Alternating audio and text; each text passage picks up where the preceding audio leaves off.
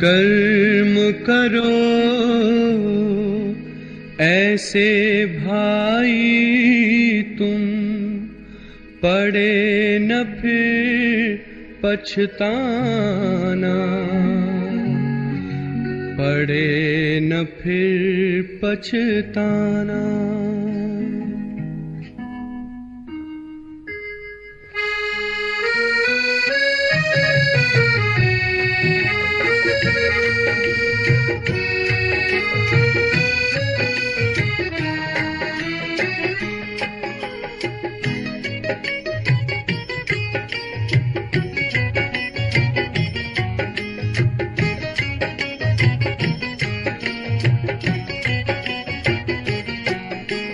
कर्म करो ऐसे भाई तुम, पड़े न फिर पछताना, पड़े न फिर पछताना। कर्म करो ऐसे भाई तुम, पड़े न फिर पछताना, पड़े न फिर पछताना। एक दिन तो धर्मराज को पड़ेगा मुख दिखलाना, पड़ेगा मुख दिखलाना। एक दिन तो धर्मराज को पड़ेगा मुख दिखलाना, पड़ेगा मुख दिखलाना। कर्म करो ऐसे भाई तुम, पड़े न फिर पछताना, पड़े न फिर पछताना। कर्म करो ऐसे कर्म करो, कर्म करो ऐसे कर्म करो।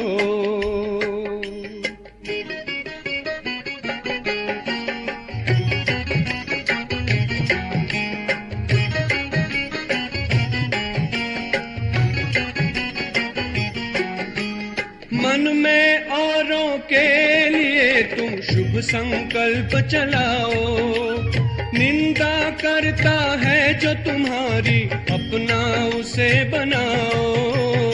आँखों से कभी बुरा न देखो, पड़े जो आँख झुकाना, पड़े जो आँख झुकाना। आँखों से कभी बुरा न देखो, पड़े जो आँख झुकाना, पड़े जो आँख झुकाना। कर्म करो ऐसे भाई तुम, पड़े न फिर पछताना, पड़े न फिर पछताना। कर्म करो भाई कर्म करो, कर्म करो भाई कर्म करो।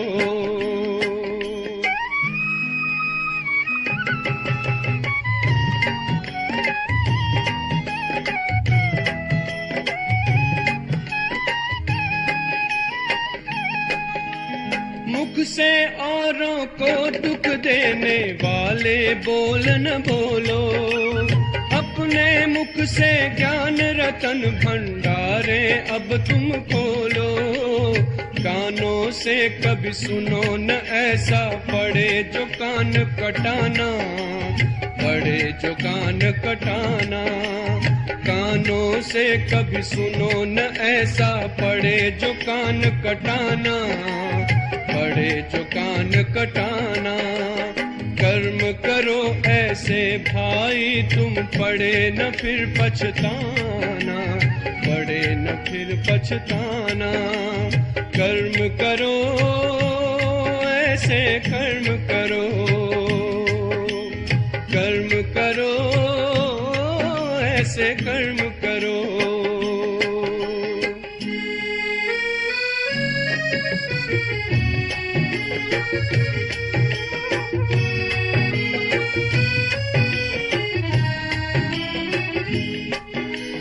ऐसा जीवन हो जो हंसते हंसते घर को जाओ, धर्मराज के आगे तुम निर्भय होकर जाओ।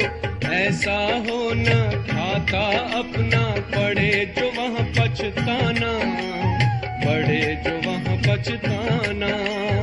ऐसा हो न खाता अपना, पड़े जो वहाँ पछताना, पड़े जो वहाँ पछताना। कर्म करो ऐसे भाई तुम, पड़े न फिर पछताना, पड़े न फिर पछताना। एक दिन तो धर्मराज को पड़ेगा मुख दिखलाना, पड़ेगा मुख दिखलाना। कर्म करो ऐसे कर्म करो, कर्म करो भाई कर्म करो, कर्म करो ऐसे कर्म करो।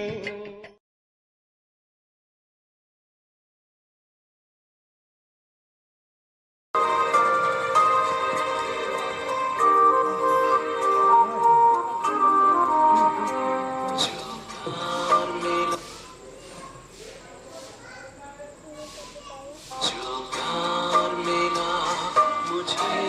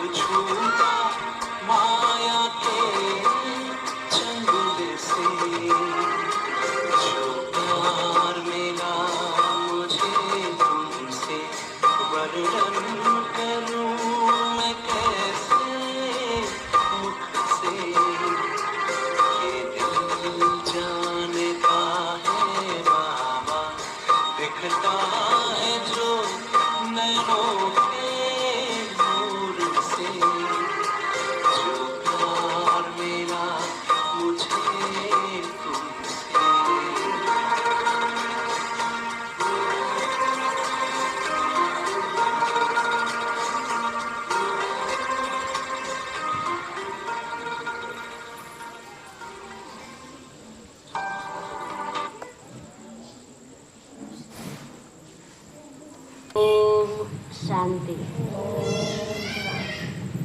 ઓમ શાંતિ. ગઈકાલે આપણે બધા શું સાંભળ્યું હતું? શું સાંભળ્યું? કોને કોને યાદ છે?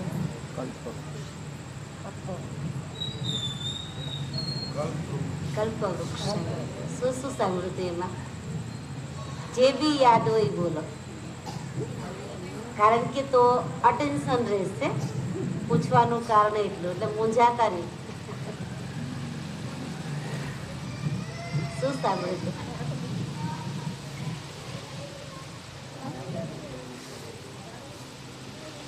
કોને યાદ છે?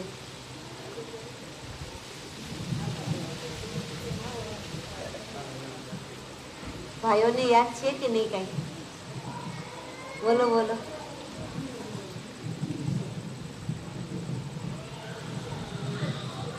જે યાદ હોય બોલો. ભાઈ સૌથી પહેલા હું સ્ટાર્ટ કરી દઉં કે કલ્પવૃક્ષ મને જેને મનુષ્ય વટવૃક્ષ પણ કહેવાય છે,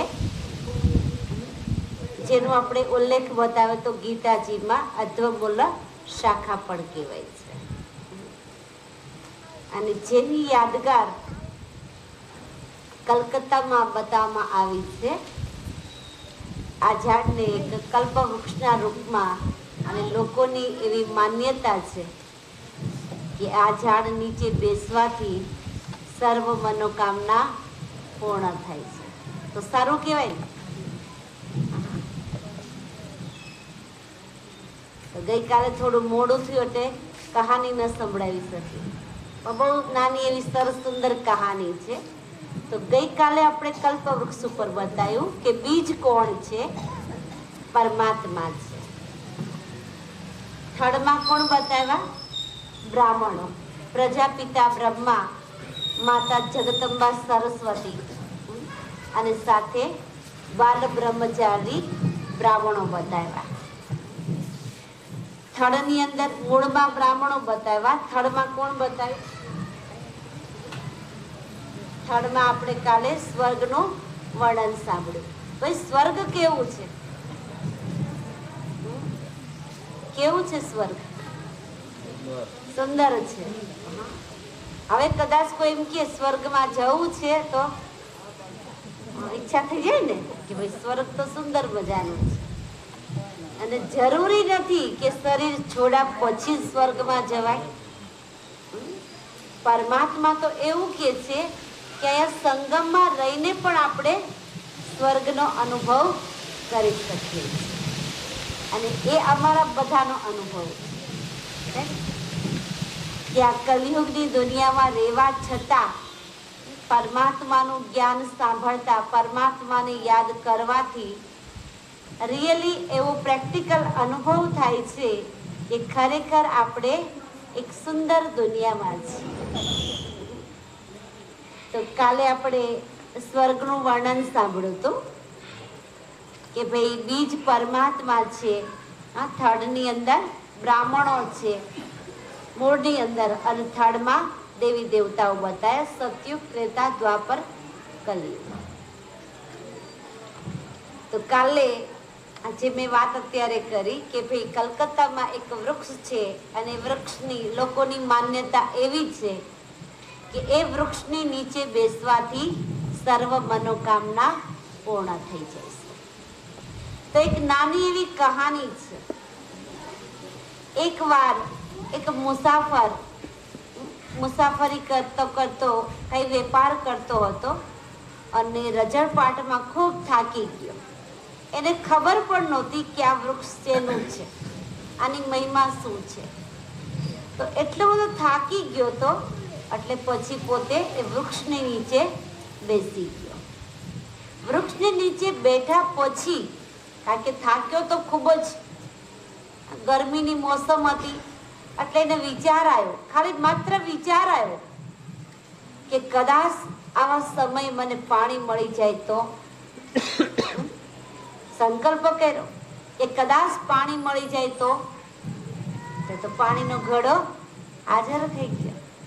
એટલે માણસની લાલચ છે ને, આ તો પાણીનો ઘડો હાજર થઈ ગયો. હા. ત્યારબાદ એને સંકલ્પ કર્યો કે કદાચ ભૂખ પણ બહુ લાગી છે, જમવાનું મળી જાય તો જમવાની થાળી આવી ગઈ. વળી પાછો સંકલ્પ કર્યો કે ભાઈ પાણી બી મળી ગયું, જમવાનું મળી ગયું, રજળપાટ બહુ કરી છે, થાક લાગ્યો છે, હા, અને કદાચ બિસ્તર મળી જાય તો હું થોડી વાર આરામ કરી લઉં. ત્યાં બિસ્તર આવી ગયો. હવે જ્યાં પોતે સુવા જાય છે ત્યાં તરત જ ચોથો સંકલ્પ આવ્યો કે અરે આ તો ગાઢ જંગલ છે અને આ જંગલની અંદર કદાચ કોઈ પ્રાણી આવી અને મને ખાઈ જાય તો રિયલમાં સિંહ આવ્યો અને ખાઈ ગયો. તો એક નાની એવી કહાનીનો કહેવાનો ભાવાર્થ શું છે કે ભાઈ જેવા સંકલ્પ કર્યા એ સંકલ્પ સફળ થઈ ગયા.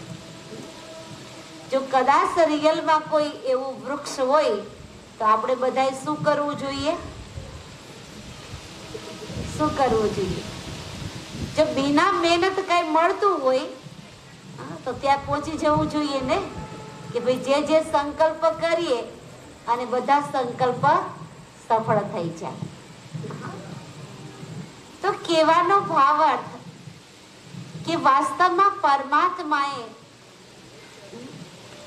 આ અધ્વમૂલ્ય શાખાનું એક નિશાની બતાવી છે કે ભાઈ આ કલ્પ વૃક્ષ, મનુષ્ય વટ વૃક્ષ એવું છે, એના બીજ પરમાત્મા છે.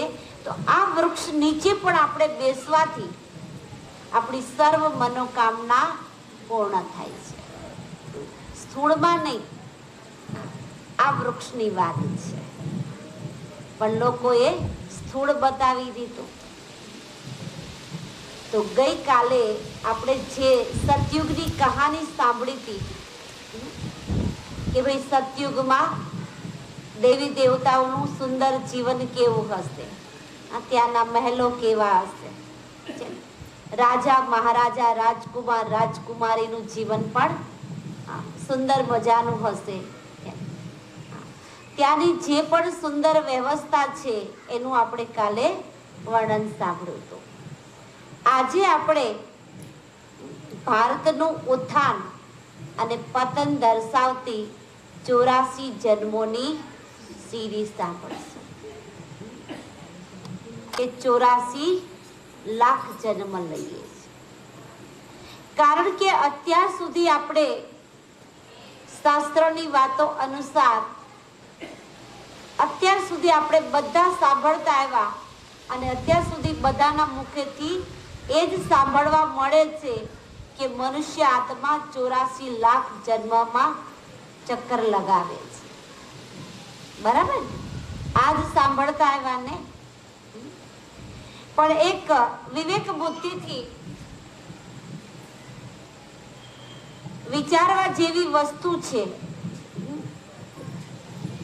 કે 84 લાખ યુની અત્યારે વર્તમાન સમયમાં નથી.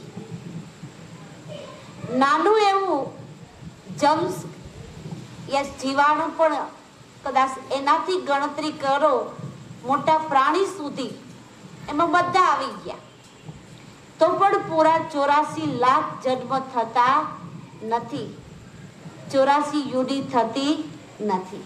તો આ સરવાળો આવ્યો ક્યાંથી? આજ આપણે થોડીક પોતાની બુદ્ધિને કસવાની છે. કારણ કે અત્યાર સુધી આપણે કોઈ કહેતા ગયા ને આપણે બધા કરતા ગયા. એક ગાડરિયા પ્રવાહ જેવું થઈ ગયું. ભાઈ એક ઘેટું આગળ ચાલે તો પાછળના બધા ચાલે, એક ખાડામાં પડ્યું તો પાછળના બધા પડ્યા છે. એટલે કે કહાની જેવું, ભાઈ મારી સાસુ મંદિરે જાતા હતા એટલે હું જાઉં છું. એને પૂછવામાં આવ્યું તો એ કે મને ખબર નથી, મારી સાસુ જતા હતા એટલે હું જાઉં છું. એમ આપણે બધા પણ શું કરીએ છીએ? એ જ કહીએ છીએ ને કે ભાઈ અત્યાર સુધી લોકોએ સંભળાયું ને અમે બધાએ સાંભળ્યું. રિયલ શું છે એ કોઈને ખબર નથી. અને સત્ય વસ્તુ, સત્ય પરમાત્મા સિવાય આ વાત આપને કોઈ સમજાવી શકે એમ નથી. કારણ કે જ્યારે સત્ય પરમાત્મા આ સૃષ્ટિ પર આવ્યા અને ત્યારે જ બ્રહ્માના મુખ દ્વારા આ સત્ય વાતોને સ્પષ્ટ કરી. કદાચ ઘણીવાર આપણે માનવામાં ન આવે, પણ અત્યાર સુધી જે પણ આપણે કહાનીઓ સાંભળી એને આપણે બધાએ ઈઝીલી માની લીધી. ત્યાં કોઈ પ્રશ્ન આપણે કોઈએ કર્યો નથી. કર્યો કોઈ દિવસ? કેમ? કારણ કે આપણી સામે કોઈ ઓપ્શન જ નહોતો, કોઈ સ્પષ્ટીકરણ નહોતું. એટલે લોકો જે સંભળાવતા ગયા આપણે બધાએ શું કર્યું? સતવચન મહારાજ, સતવચન મહારાજ, બધું સત્ય છે ને. આ જે કહ્યું એ આપણે બધાએ સત્ય માની લીધું. કારણ કે મેં પહેલા જ કીધું કે આજે બુદ્ધિ કસવાની છે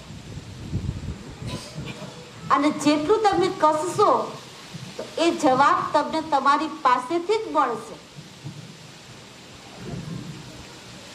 તો વાસ્તવમાં એનો એક અર્થ છે, કારણ કે આપણી ગુજરાતી ભાષા લખવામાં ખૂબ અઘરી છે, બોલવામાં સહેલી છે કે નહીં?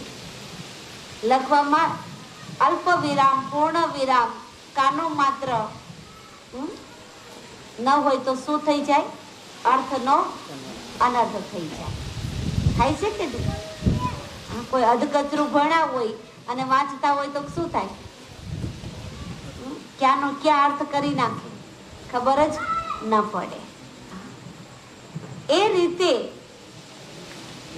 લક્ષ 84, નામ શું છે? લક્ષ 84. આપણે બધાએ શું કરી નાખ્યું? 1,84,000. લક્ષ 84 માના ભગવાને લક્ષ આપ્યું, માત્ર 84 જન્મનું. ટાઇટલ આ છે લક્ષ 84, પણ આપણે લક્ષ 84 ને બદલે 1,84,000 લખી નાખ્યું. ગોટાળો ક્યાં કર્યો? શબ્દમાં ફેરફાર કર્યો.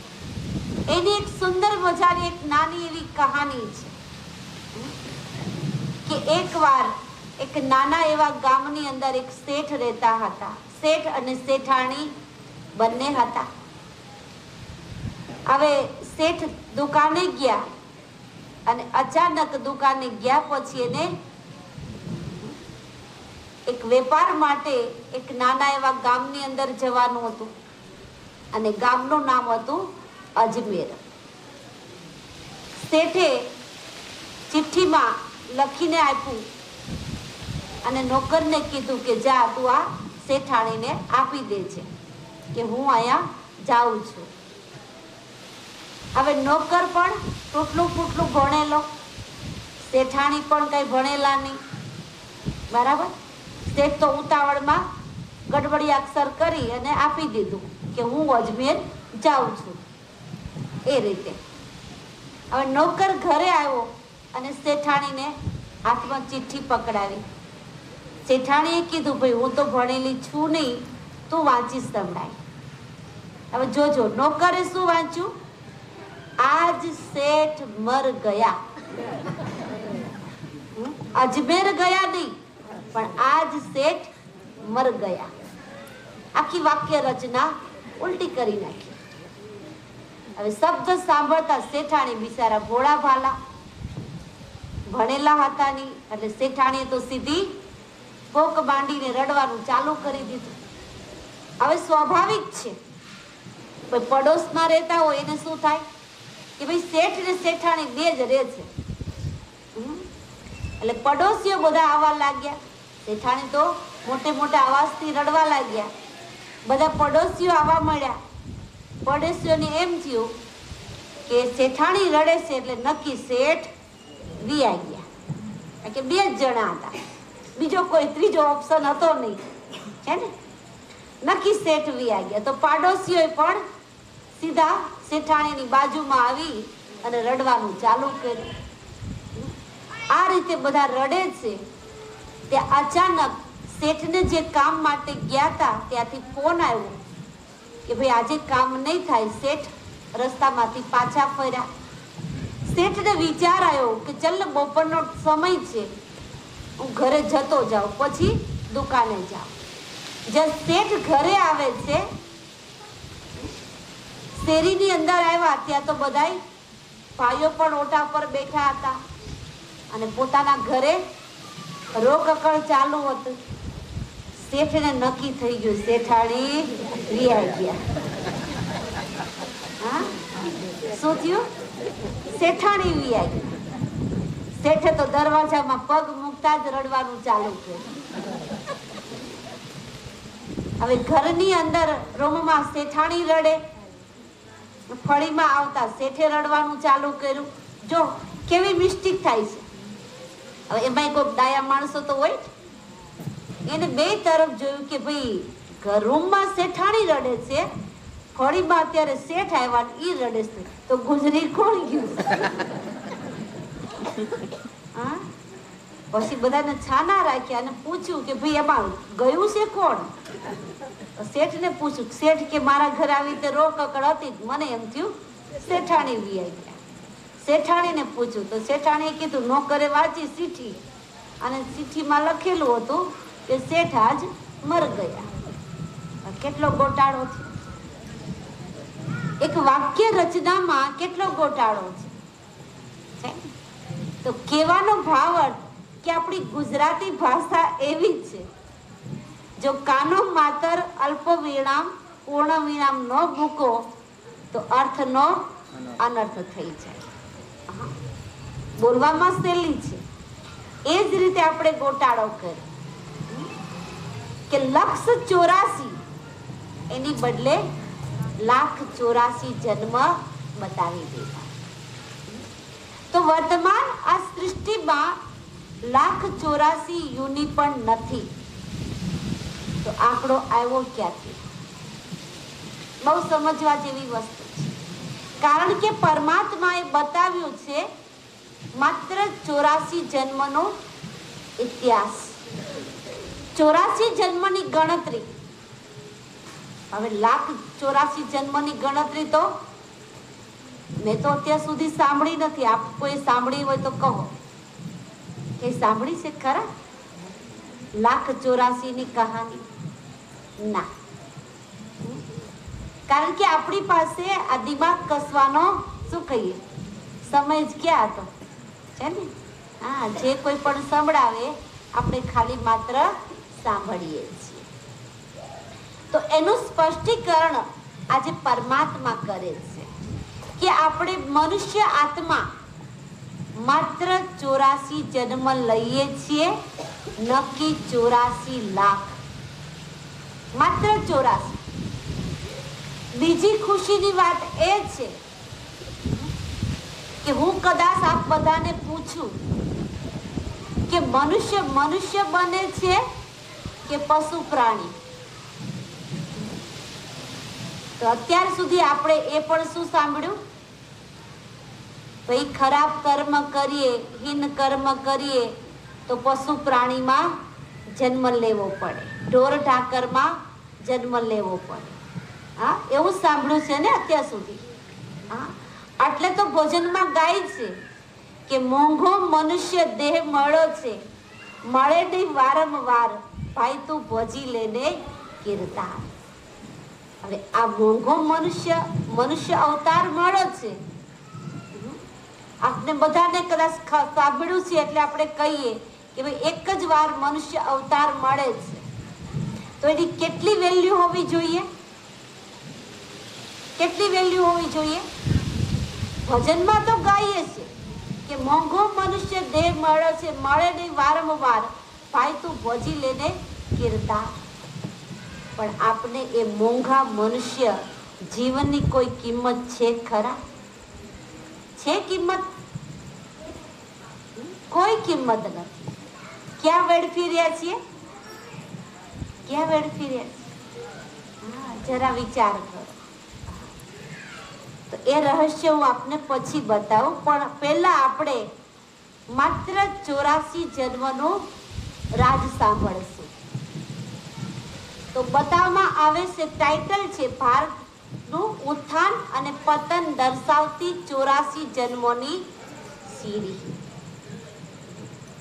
આમ પણ બેનો ધર્મરાજનું વ્રત કરે ને ત્યારે સીડી રાખે. કોઈ સીડી રાખો, દાનમાં આપો તો તે આપને ચડવા મળશે. બરાબર છે?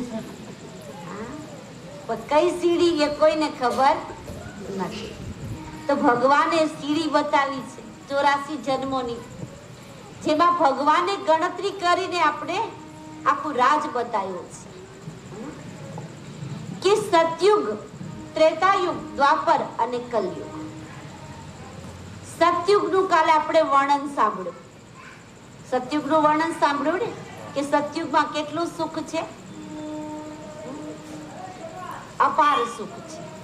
ત્યાં કોઈ ચીજ વસ્તુની કમી નથી, કોઈ ખજાનામાં ખોટ નથી, કોઈ અપ્રાપ્ત વસ્તુ સતયુગમાં નથી.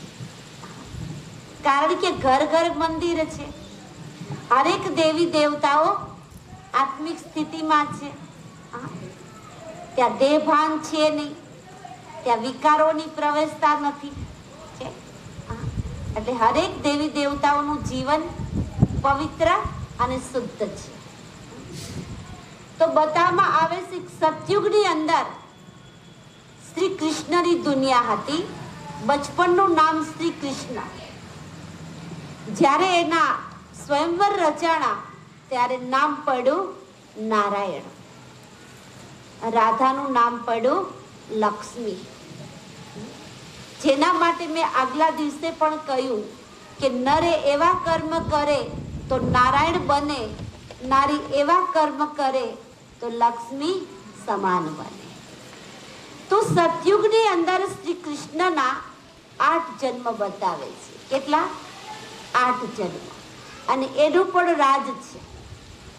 કારણ કે કૃષ્ણનો જન્મ અષ્ટમીના દિવસે બતાવવામાં આવે છે, જેને આપણે ગોકુળ આઠમ કહીએ છીએ ને. તો સતયુગમાં કૃષ્ણના 8 જન્મ એટલે એને અષ્ટમી કહેવાય છે, જેને આપણે આઠમ કહીએ છીએ. કે આઠમના દિવસે શ્રી કૃષ્ણનો જન્મ રાત્રે 12 વાગે થયો હતો, એવું કહીએ છીએ ને. તો સતયુગની અંદર એ પણ રાજ બતાવે છે. બીજું કે સતયુગમાં એ બતાવે છે કે કૃષ્ણને 8 ભાઈ બહેન. કૃષ્ણ 8મો નંબર હતો. 7ને તો મામા કંસે વધ કરી નાખ્યો. હવે કાલે આપણે સતયુગના વર્ણનમાં શું સાંભળ્યું? સતયુગમાં કેટલા બાળકો હશે? 2 જ. તો બાકીના 7 ક્યાંથી આવ્યા? કારણ કે ત્યાં તો જનસંખ્યા માત્ર 9 લાખ છે. કેટલી? સતયુગમાં જનસંખ્યા માત્ર 9 લાખ. એ આપણે આખું કાલ વર્ણન સાંભળ્યું. સતયુગની અંદર હરેક રાજા મહારાજાઓના ઘરે 2 જ બાળક હશે, એક રાજકુમાર અને એક રાજકુમારી. તો મેં આજે એ જ કહું છું વચ્ચે વચ્ચે કે થોડુંક દિમાગને કસતા રહેજો. હવે ત્યાં 2 બાળક છે તો મામા કંસ પણ ત્યાં નહીં હોય, બાકીના કૃષ્ણના 7 ભાઈ બહેન પણ ત્યાં નહીં હોય. બરાબર? ત્યાં કોઈ વધ કર્યો નહીં. આ વસ્તુ ત્યાં સાબિત થાય છે. કારણ કે 8 પેઢી જેમ બતાવે છે, પગથિયા બતાવે છે, ફર્સ્ટ સેકન્ડ એ રીતે 8 પેઢી. તો સતયુગમાં કૃષ્ણના 8 જન્મ, બાળપણનું નામ કૃષ્ણ, સ્વયંવર પછી નારાયણ. સતયુગમાં વંશ બતાવવામાં આવે છે અવસ્થા. તો સતયુગની અવસ્થા કેવી હતી? સતોપ્રધાન. સતયુગમાં કળા, દેવી દેવતાઓની કળા 16 કળા હતી. જન્મ 8, અવસ્થા સતો પ્રધાન અને કળા 16 કળા હતી. એટલે દેવતાઓની કળાનું વર્ણન બતાવવામાં આવે છે કે જ્યારે પણ મંદિરમાં આપણે જઈએ તો દેવતાઓની સ્તુતિમાં એ કળાઓનું વર્ણનનું ગાયન કરીએ છીએ કે આપ સર્વગુણ સંપન્ન, 16 કલા સંપૂર્ણ, સંપૂર્ણ નિર્વિકારી, મર્યાદા પુરુષોત્તમ, અહિંસા પરમો ધર્મ. શું આવ્યું? 16 કલા સંપૂર્ણ, સંપૂર્ણ નિર્વિકાર. ત્યાં વિકારનું નામ નિશાન નથી. સંપૂર્ણ નિર્વિકારી, મર્યાદા પુરુષોત્તમ, અહિંસા પરમો ધર્મ. ત્યાં હિંસાનું પણ નામ નિશાન નથી. ન વિકારનું નામ નિશાન છે, ન હિંસાનું કોઈ નામ નિશાન છે. આ દેવી દેવતાઓની મહિમા છે અને આપણે બધા ગાઈએ છીએ, પણ ખાલી ગાવા ખાતર, કારણ કે એનું આધ્યાત્મિક રહસ્ય સમજતા નથી. તો એ એમની મહિમા છે. અને તે કહેવાય છે સતયુગની આયુષ્ય કેટલી બતાવી હતી આપણે? 1250 વર્ષ. સાથે સાથે દેવી દેવતાઓની, સતયુગના દેવી દેવતાઓની આયુષ્ય 150 વર્ષની હોય છે. સરેરાશ 150 વર્ષની આયુષ્ય હોય છે. 150 વર્ષ પૂરા થાય એટલે દેવી દેવતાઓને સાક્ષાત્કાર થશે કે હવે આપણે આ જૂનું વસ્ત્ર છોડી અને નવું વસ્ત્રને ધારણ કરવાનું છે. તો સહેજતાથી એ શરીરનો ત્યાગ કરે છે, જેમ માખણમાંથી વાળ નીકળે એ રીતે. ત્યાં કોઈ કષ્ટ હોતું નથી. ન જન્મ થાય ત્યારે ન માતાને કષ્ટ, ન બાળકને કષ્ટ. જ્યારે શરીર છોડે છે ત્યારે પણ એ આત્માને કોઈ કષ્ટ થતું નથી. એટલે તો એને સતયુગ કહેવાય કે ત્યાં સુખ હિ સુખ છે, દુઃખનું નામ નિશાન નથી. એટલે તો અહીંથી કોઈ પણ જાય તો આપણે બધા ક્યાં કહીએ? ક્યાં ગયા? બીજા કોઈ યુગનું નામ નહીં લઈએ, પણ શું કહીએ? સ્વર્ગમાં ગયા. પછી ગમે તેવા હીન કર્મ કર્યા હોય ને તોય આપણે શુભ શુભ જ બોલીએ ને. અશુભ શું કામ બોલવું જોઈએ? ભાઈ આપને ક્યાં ખબર છે કે જવાવાળા ક્યાં ગયા? અને કોઈની ટપાલ ચિઠ્ઠી તો આવી નથી કે અમે પહોંચી ગયા, તમે ચિંતા કરતા નહીં, છે ને? પણ શુભ શુભ તો બોલવું જોઈએ. એટલે આપણે હંમેશા બોલવાની ભાષામાં પણ શું કહીએ છીએ કે જવાવાળા સ્વર્ગમાં ગયા. તો સ્વર્ગની અંદર જન્મ 8 છે, અવસ્થા સતો પ્રધાન છે, 16 કળા છે, યુગની અવસ્થા 1250 વર્ષ છે અને દેવતાઓની આયુ 150 વર્ષની છે. અને વર્ણ ત્યાં બતાવે છે દેવતા વર્ણ, જેને સૂર્યવંશી પણ કહેવાય છે. ત્યાં વર્ણ દેવતા છે અને નારાયણની આગળ મેં કાલે બતાવ્યું તો નારાયણની આગળ સૂર્ય શબ્દ લગાવવામાં આવે છે. સૂર્ય નારાયણ. જ્યારે એ જ નારાયણ સ્વયંવર પછી નારાયણ નામ અને એ જ નારાયણ જ્યારે ગાદી પર બેસે છે ત્યારે એને ચતુર્ભુજ વિષ્ણુ કહેવાય છે. એટલે વિષ્ણુને આપણે 4 હાથ બતાવ્યા હતા, કારણ કે એક ગ્રસ્તની નિશાની છે, એક કમાન્ડની નિશાની છે. એટલે એને ચતુર્ભુજ પણ કહેવાય છે, પૂર્ણ પુરુષોત્તમ પણ કહેવાય છે. પુરુષોત્તમ મહિનામાં કોની પૂજા કરો છો? એક બાજુ કીર્તન કૃષ્ણના ગાઈએ, નારાયણને યાદ કરીએ અને પૂર્ણ પુરુષોત્તમ, ત્રણે એક જ છે. બચપનનું નામ કૃષ્ણ, સ્વયંવર પછી નારાયણ અને ગાદીએ બેસે ત્યારે એમનું નામ પૂર્ણ પુરુષોત્તમ વિષ્ણુ કહેવામાં આવે છે. તો સતયુગની એ નિશાની છે. સતયુગમાં 8 જન્મ યાદ રાખજો. ત્યાં સતો પ્રધાન અવસ્થા, 16 કળા, દેવતાઓની આયુષ્ય 150. ત્યાં સૂર્યવંશી અને વર્ણ દેવતા વર્ણ. ત્યાંની સંખ્યા જનસંખ્યા માત્ર 9 લાખ. હવે આપણે પગથિયું નીચે ઉતર્યા તો રામનવમી મનાવીએ છીએ ને. નોમના દિવસે જન્મ થયો તો એવું કહીએ છીએ. તો રામનવમી શા માટે? કારણ કે અહીંયા 8 જન્મ, 9મો જન્મ કોનો આવ્યો? રામનો. એટલે આપણે રામનવમી મનાવીએ છીએ. હવે આવું મંથન આપને કોણ બતાવે? આપણે તો બધાય સૌ કરે ને કરીએ છીએ, છે ને. તો રામનવમી મનાવીએ છીએ. ત્યાં કયો યુગ આવ્યો? ત્રેતા યુગ. આ સતયુગ હતો, આ ત્રેતા યુગ આવ્યો. તો ત્યાં કોનું રાજ્ય હતું? રામ અને સીતા. તો રામ સીતાનું રાજ્ય. અને ત્યાં જન્મ હતા 12. 8 ને 12 કેટલા થયા? 20. બરાબર. ત્યાં 12 જન્મ. અને ત્રેતા યુગ કહેવાનો, આ રામ અને સીતાનો યુગ કહેવાનો. એને વર્ણમાં ક્ષત્રિય વર્ણ કહેવાય છે. જેમ નારાયણની આગળ સૂર્ય શબ્દ લાગે છે એ રીતે રામની પાછળ ચંદ્ર શબ્દ લાગે છે. રામચંદ્ર ભગવાન કી જય બોલીએ છીએ ને.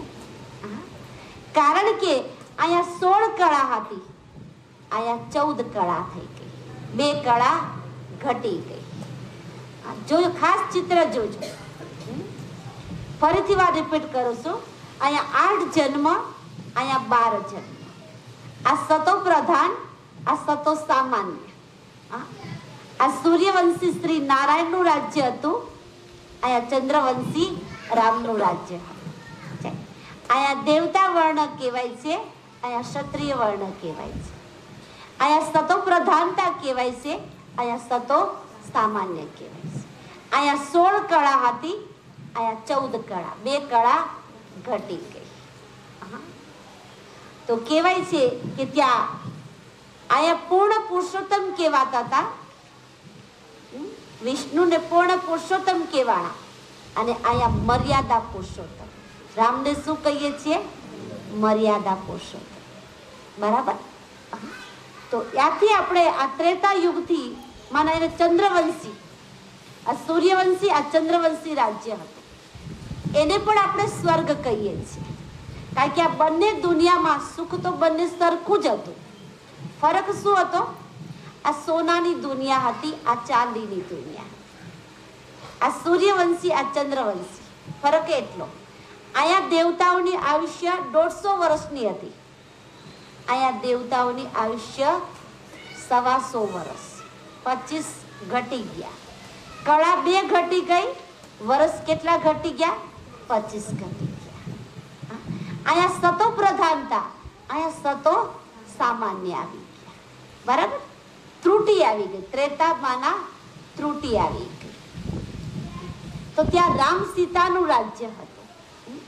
એનાથી આપણે નીચે આવીએ તો શું આવ્યું? દ્વાપર યુગ આવ્યો. દ્વાપરમાંના 2 પુર ફાટા પડી ગયા. હવે દ્વાપર યુગ આવ્યો તો દ્વાપર યુગ, કારણ કે અહીંયા આત્મિક સ્થિતિ હતી. દેવી દેવતાઓ પવિત્ર હતા, ડબલ તાજધારી હતા. એક તો પવિત્રતાનો તાજ અને બીજો રાજાઈનો તાજ. અને કળા પણ કેટલી હતી? 16 કળા, 14 કળા. હવે ત્યાંથી આપણે દ્વાપર યુગમાં આવ્યા તો કયો યુગ આવી ગયો? દ્વાપર યુગ. દ્વાપર યુગની અંદર કહેવાય છે દેવી દેવતાઓ, શાસ્ત્રમાં લખ્યું છે દેવી દેવતાઓ વામ માર્ગમાં ગયા. વામ માર્ગની નિશાની કાલે શું બતાવી હતી? જગન્નાથપુરીનું મંદિર બતાવ્યું.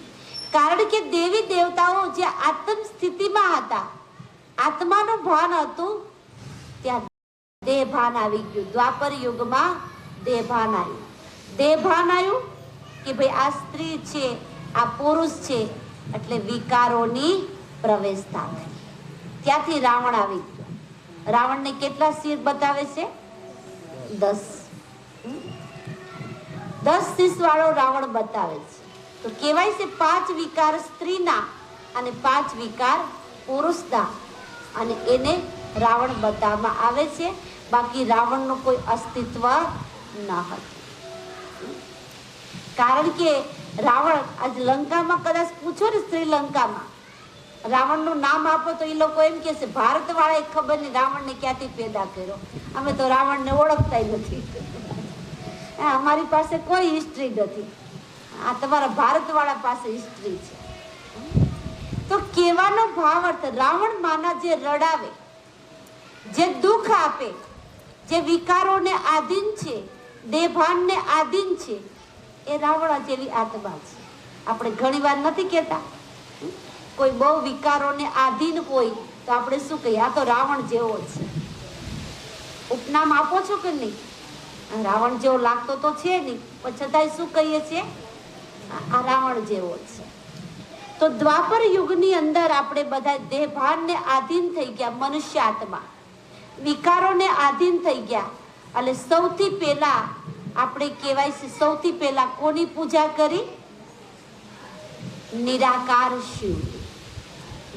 એનું યાદગાર આપણે ક્યાં બતાવ્યું? સોમનાથમાં. અને કોને પૂજા કરી હતી? વિક્રમ, રાજા વિક્રમાદિત્ય. કારણ કે સતયુગમાં વિકર્મા જીત સંવંત હતી. કઈ સંવંત? વિકર્મા જીત સંવંત હતી. પણ દ્વાપર યુગની અંદર વિક્રમ રાજાએ શિવનું મંદિર બનાવ્યું. સૌથી પહેલા શિવની પૂજા કરી, એટલે એને અવ્યભિચારી ભક્તિ કહેવામાં આવી. માના એકની યાદ. અને ત્યારથી વિક્રમ સંવંત ચાલુ થયો. કેટલા સમય થયો અત્યારે વિક્રમ સંવંતને? કેટલો સમય થયો?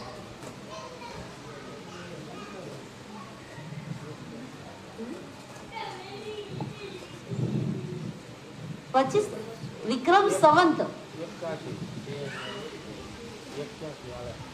એટલે 61 કે 62 કે 63 ચાલે છે. 61 કે 62 એમ કાંઈક ચાલે છે વિક્રમ સંવંત. કારણ કે ગુજરાતી કેલેન્ડરમાં કોઈને ધ્યાન તો હોય નહીં આપને. કારોબાર આપણો ઇંગ્લિશ કેલેન્ડર સાથે રહ્યો ને એટલે તો દ્વાપર યુગથી વિક્રમ રાજા આવ્યા અને ત્યારથી વિક્રમ સંવંત ચાલુ થઈ. એક વિક્રમ સંવંત. તો કહેવાય છે કે વિક્રમ રાજાએ સૌથી પહેલા નિરાકાર શિવની આરાધના કરી, પૂજા કરી. ત્યારે પણ કયો સમય હતો? રજો પ્રધાન સમય હતો.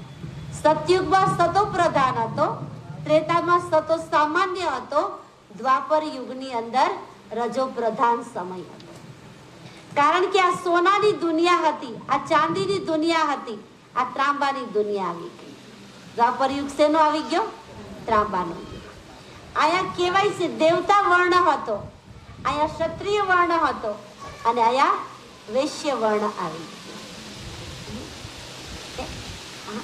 અહીંયા સતો પ્રધાન અવસ્થા, સતો સામાન્ય, રજો પ્રધાન. આત્મા રજો પ્રધાન બની. મને સારી હતી તો પણ સારી હતી. જે અત્યારે બિલકુલ નીચે ઉતરી ગઈ, એટલી બધી હાલત ખરાબ ન હતી. હવે સતયુગમાં 16 કળા હતી, ત્રેતામાં કોની યાદ રહી? 14 કળા, અને દ્વાપર યુગ આવ્યો તો 8 કળા આવી ગઈ. કેટલી? 8 કળા આવી. બરાબર. હવે સતયુગમાં પૂર્ણ પુરુષોત્તમ હતા, ત્રેતામાં મર્યાદા પુરુષોત્તમ હતા, અને દ્વાપરમાં આખો એક તાજ ઉડી ગયો, સિંગલ તાજ વાળા આવી ગયા. કયો તાજ રહ્યો? માત્ર રાજાઈનો. કારણ કે પવિત્રતાનો જે દેવી દેવતાના ફોટાની અંદર કોઈ જોયું હોય તો હરેક દેવી દેવતાના ફોટાની અંદર પાછળ એક સફેદ ચંદ્રમા આકારનો એક ઓરો બતાવે છે. એને લાઈટનો તાજ કહેવાય છે. હરેક દેવી દેવતાના ફોટાની પાછળ હોય છે. તો સતયુગ ત્રેતામાં એ બંને તાજ હતા પવિત્રતાના. પણ દ્વાપર યુગ આવ્યો એટલે પવિત્રતા ખંડિત થઈ ગઈ. કારણ કે દેવી દેવતાઓ વામ માર્ગમાં આવ્યા, વિકારી બની ગયા. રજો પ્રધાન બની ગયા તો કળા પણ ઘટી ગઈ. કેટલી કળા આવી? 8 કળા આવી ગઈ. 8 કળા આવી ગઈ તો સતયુગમાં મેં બતાવ્યું ને કે પૂર્ણ પુરુષોત્તમ, અહીંયા મર્યાદા પુરુષોત્તમ અને અહીંયા માત્ર સિંગલ તાજવાળા. મર્યાદા રહી પણ કેવી? કારણ કે દ્વાપર યુગમાં સારું હતું કે વડીલો જ્યારે ટોપી પહેરતા હતા, પાઘડી પહેરતા હતા, બરાબર ને, માથું ખુલ્લું નહોતા રાખતા ભાઈઓ, એક મર્યાદા હતી. બેનો ઘૂંઘટ કાઢતા હતા, એ મર્યાદા હતી. પણ ધીરે ધીરે, કારણ કે રજો પ્રધાન યુગ હતો તો સારું હતું, હરેકના ઘરમાં ચીજ વસ્તુ ત્રાંબાની હતી, પસંદ હતું ને બધાને, ત્રાંબુ પસંદ હતું. તો કહેવાય છે એને વૈશ્યવંશી કહેવાય છે, વર્ણ. અને ત્યારે કહેવાય છે સૌથી પહેલા શિવની ભક્તિ કરી, પછી કૃષ્ણની ભક્તિ આવી, પછી એમાં પણ સ્ટેપ છે, પછી રામની ભક્તિ આવી, અને પછી ધીરે ધીરે બીજા બધાય દેવી દેવતાઓની ભક્તિ શરૂ થઈ ગઈ. ત્યાર પછી નીચે આપણે ઉતર્યા. આત્મા રજો પ્રધાન હતી, એનાથી આપણે નીચે ઉતર્યા. હા, શું આવ્યું? કલયુગ. કલયુગ કેવો હતો? બિલકુલ કાળો. હવે કલયુગમાં આવી ગયા તો આત્મા કેવી બની ગઈ? કાળી બની ગઈ. બિલકુલ આત્મા કાળી બની ગઈ. આત્મા કાળી બની ગઈ, વિકારોને આધીન બની ગઈ. અને અહીંયા મેં બતાવ્યું ને કે શિવની ભક્તિ, કૃષ્ણની ભક્તિ, રામની ભક્તિ, પછી ગણેશની ભક્તિ. ધીરે ધીરે કલયુગમાં જે પણ આવ્યું, 5 તત્વોની ભક્તિ ચાલુ થઈ ગઈ, પ્રાણીઓની ભક્તિ ચાલુ થઈ ગઈ, મનુષ્યની ભક્તિ ચાલુ થઈ ગઈ, જળ આવે તો જળની ભક્તિ, વૃક્ષ આવે તો વૃક્ષની ભક્તિ. જે હાથમાં આવ્યું એની આપણે ભક્તિ ચાલુ થઈ ગઈ, કારણ કે અંધશ્રદ્ધા વ્યાપી ગઈ છે કે નહીં? આજે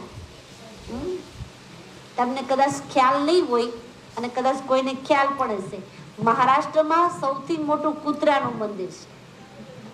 વિચાર કરો, આજે વિચાર કરો કળયુગની અંદર કેટલી અંધશ્રદ્ધા છે. ક્યાં પહેલા શિવને માનતા હતા, પછી શક્તિઓ દેવીઓને માનતા હતા, પછી દેવી દેવતાઓને, આપણી સંસ્કૃતિ છે, દેવતાઓને માનતા હતા. અને એની બદલે ધીરે ધીરે કળયુગમાં દાનવોને માનવા મળ્યા. અને એટલા જ માટે કદાચ ગીતાજીમાં લખ્યું છે કે દેવને માનવા વાળા દેવપદને પ્રાપ્ત કરે છે, અને કહેવાય છે કે દાનવને માનવા વાળા દાનવ પદને પ્રાપ્ત કરે છે. તમે અસુરને માનો તો આસુરી દુનિયામાં જશો, દેવને માનશો તો દેવી દુનિયામાં જશો. આ સ્પષ્ટ લખેલું છે. પણ છતાં બી આજે કળયુગની અંદર અખાના છાપાની જેમ જેટલા પથ્થર એટલા ભગવાન. જ્યાં પાણી જોવે ખાબોચ્યું ત્યાં પવિત્ર બનવા મળે, સ્નાન કરવાનું ચાલુ થઈ જાય છે કે નહીં અત્યારે વર્તમાન સમયમાં? તો આજે કળયુગની આ હાલત થઈ ગઈ છે. અને કળયુગમાં આવ્યા તો આત્મા લોખંડ જેવી બની ગઈ, આત્માની એક પણ કળા ન રહી, કળાહીન બની ગઈ.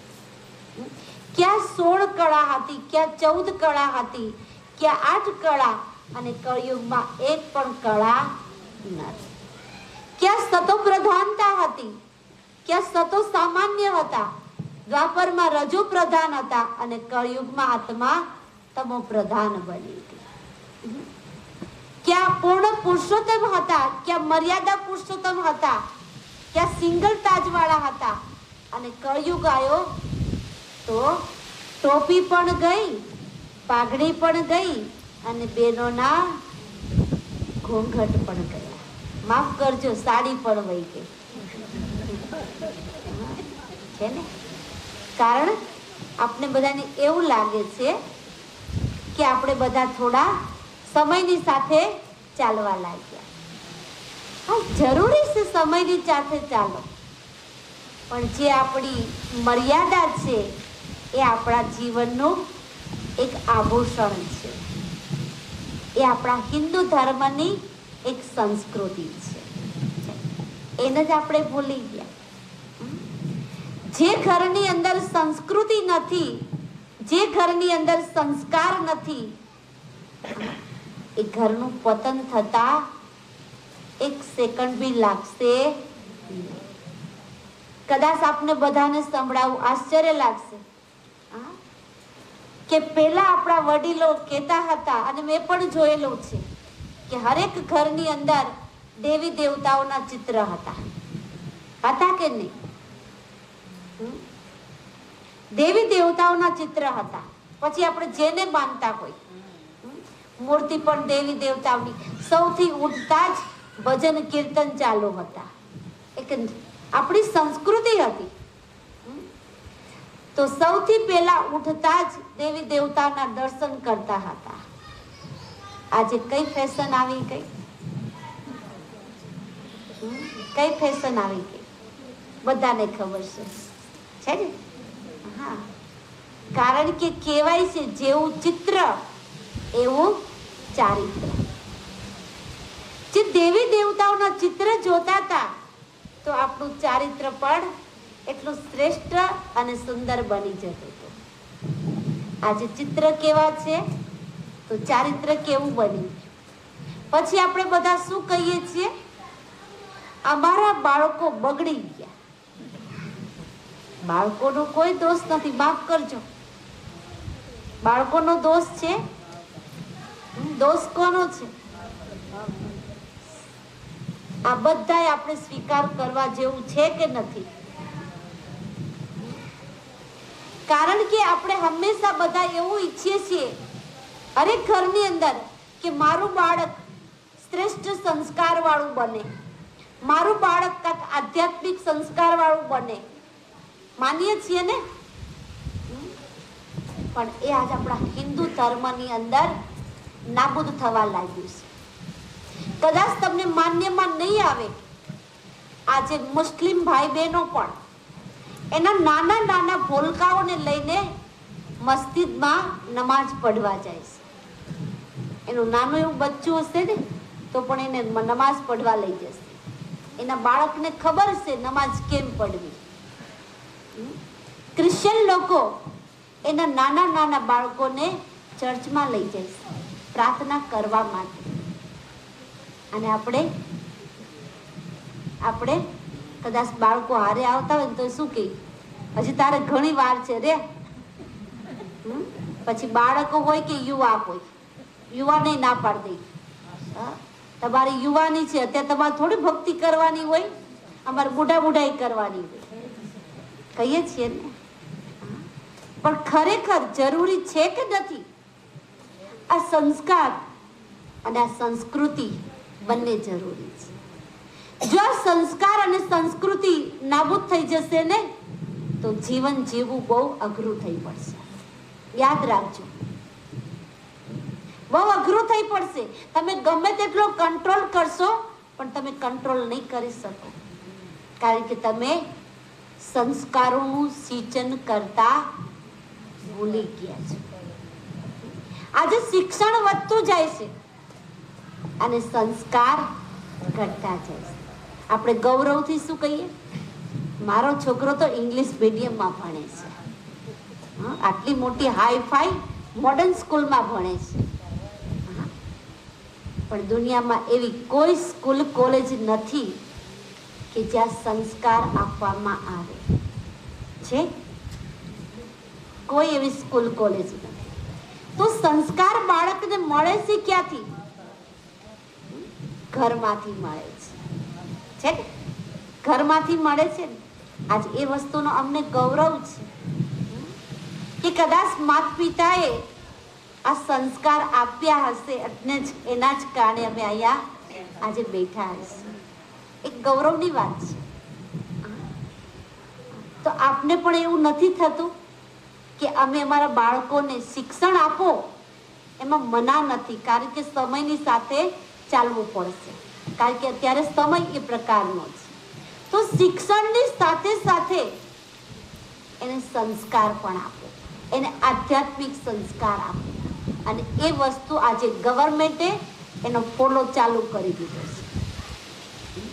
આપને કદાચ માન્યમાં નહીં આવે, કર્ણાટકની સ્કૂલોની અંદર સ્પેશિયલ ગવર્મેન્ટે આ સંસ્થા બ્રહ્માકુમારી સંસ્થાને એક ઓફર કરી છે કે બહેનો તમે દર અઠવાડિયે એક વિષય, ખાસ રાજયોગના વિષય ઉપર બાળકોને આ શિક્ષણ આપે.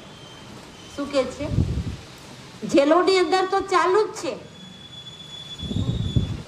છે, જે મોટી મોટી જેલો છે ત્યાં ચાલુ જ છે. કારણ કે ગવર્મેન્ટને પણ ખબર છે કે માણસ સજાથી નહીં સુધરે, પણ એને જો આધ્યાત્મિક સંસ્કાર મળી જાય ને તો માણસ હીન કર્મ કરતો બચી જશે. હીન કર્મમાંથી છૂટવું હોય તો આધ્યાત્મિક સંસ્કાર ખૂબ જ જરૂરી છે. પણ આપણે બધા ત્યારે એવું કહેવા લાગ્યા કે બાળકો છે ભણવા દો, એને ફેશન કરવા દો, જેમ જીવે એમ જીવવા દો, એનો સમય છે ને, ભલે બધું આપો, મના નથી. ચલો ઈશ્વરે આપ્યું છે બધું આપો, ખવડાવો પીવડાવો બધું આપો, પણ સાથે સાથે એક આધ્યાત્મિક સંસ્કાર આપજો. કારણ કે જો બાળકની અંદર આધ્યાત્મિક સંસ્કાર હશે ને, અને એ મા બાપના પેટમાં ક્યારેય પાણી નહીં હલે, એ દુનિયાના કોઈ પણ ખૂણામાં હશે ને, કારણ કે એની પાસે ઘૂંટી ઘૂંટીને સંસ્કાર આપ્યા છે. બેટા આને પાપ કહેવાય, આને પુણ્ય કહેવાય. બેટા આ કર્મ કરીએ તો આમ થાય, બેટા આ કર્મ કરીએ તો આમ થાય. જે બાળકની અંદર આ સંસ્કાર છે એ બાળક ક્યારેય જીવનમાં કુકર્મ નહીં કરે. કરતા પહેલા એક વાર તો વિચારશે કે આ હિંદ કર્મ કહેવાય, આ પાપ કર્મ કહેવાય, આને ન કરાય. છે એટલે હું જ્યાં પણ જાઉં છું ત્યાં ખાસ કહું છું કે તમે વારસામાં કદાચ સંપત્તિ ન આપો તો કાંઈ નહીં, પણ સંસ્કાર રૂપી સંપત્તિ આપજો. તમારું બાળક ક્યાંય પાછું નહીં પડે. સંસ્કાર હશે ને તો ક્યાંય પાછું નહીં પડે. બાકી કરોડોની સંપત્તિ આપી હશે અને સંસ્કાર નહીં આપ્યા હોય ને, તમે બેઠા બેઠા જોયા રાખશો, 1 સાલમાં તો બધું પૂરું કરી દેશે. તમે એને ભેગું કરવા માટે તમારી પૂરી ઉંમર ખર્ચી નાખી હશે અને 1 સાલમાં પૂરું કરી દેશે. પછી આપણે શું કહીએ? મારો બાળક આવો નહોતો, પણ બહારના સંગમાં. ખોટી વાત છે. બહારનો સંગ પછી લાગે છે, પેલા ઘરની શરૂઆત. તો આ કળયુગની અંદર અત્યારે આ પોઝિશન ચાલી રહી છે. તો અત્યારે કલયુગ મનસીમાં કલયુગ અત્યારે ચરમસીમા પર પહોંચી ગયો છે. અને કલયુગમાં એક પણ કળા નથી. આત્મા બિલકુલ કાળી બની ગઈ છે, તમો પ્રધાન બની ગઈ છે, વિકારોને આધીન બની ગયા છે. કોઈ પ્રકારની મર્યાદા રહી નથી. ધર્મ વધતા ગયા, ધારણાઓ તૂટતી ગઈ. મેં આગલા દિવસે પણ કહ્યું હતું કે પેલા આટલા મંદિર નહોતા, છે ને, પેલા કોઈ ધર્મ ધ્યાન નહોતું, કોઈ સત્સંગો નહોતા, કથા કીર્તન નહોતું, છતાં પણ વડીલોને પૂછો તમારું જીવન કેવું હતું, કેવું હતું. આજે પણ વડીલોની અંદર ઘૂંટી ઘૂંટીને ભરેલું છે આધ્યાત્મિક જીવન હતું. અને સૌથી પહેલા જીવનમાં કયા સંસ્કાર હતા? સત્યતા, ઈમાનદારી, વફાદારી અને પ્રમાણિકતા એના જીવનનું એક ઘડતર હતું. આજે એક કોઈનામાં જોવા મળે છે ખરા? આપણે બધા કહીએ અમે રોજ મંદિરે જઈએ છીએ, રોજ પૂજા પાઠ કરીએ છીએ. હા, ચોક્કસ કરીએ છીએ, નો ડાઉટ. પણ આપણા જીવનનું પરિવર્તન કેટલું? મને કોઈ બતાવશે આપણા જીવનનું પરિવર્તન કેટલું? તો શું કહીએ? કારણ કે પરિવર્તન કઈ રીતે કરવું? એ અત્યાર સુધી આપને કોઈ નોલેજ આપી જ નથી. એ પરમાત્મા આપે છે.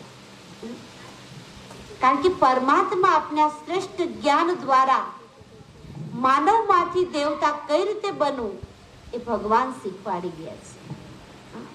શ્રેષ્ઠ કર્મ કઈ રીતે કરવા એ આપને ભગવાન શીખવાડી ગયા છે.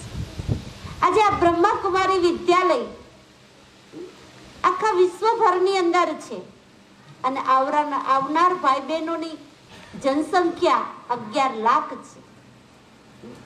પણ એકના ઘરમાં જઈને ક્યારેક પૂછો, ઘરની અંદર એક વ્યક્તિ પણ જતો હશે ને તો એનું પણ પરિવર્તન છે.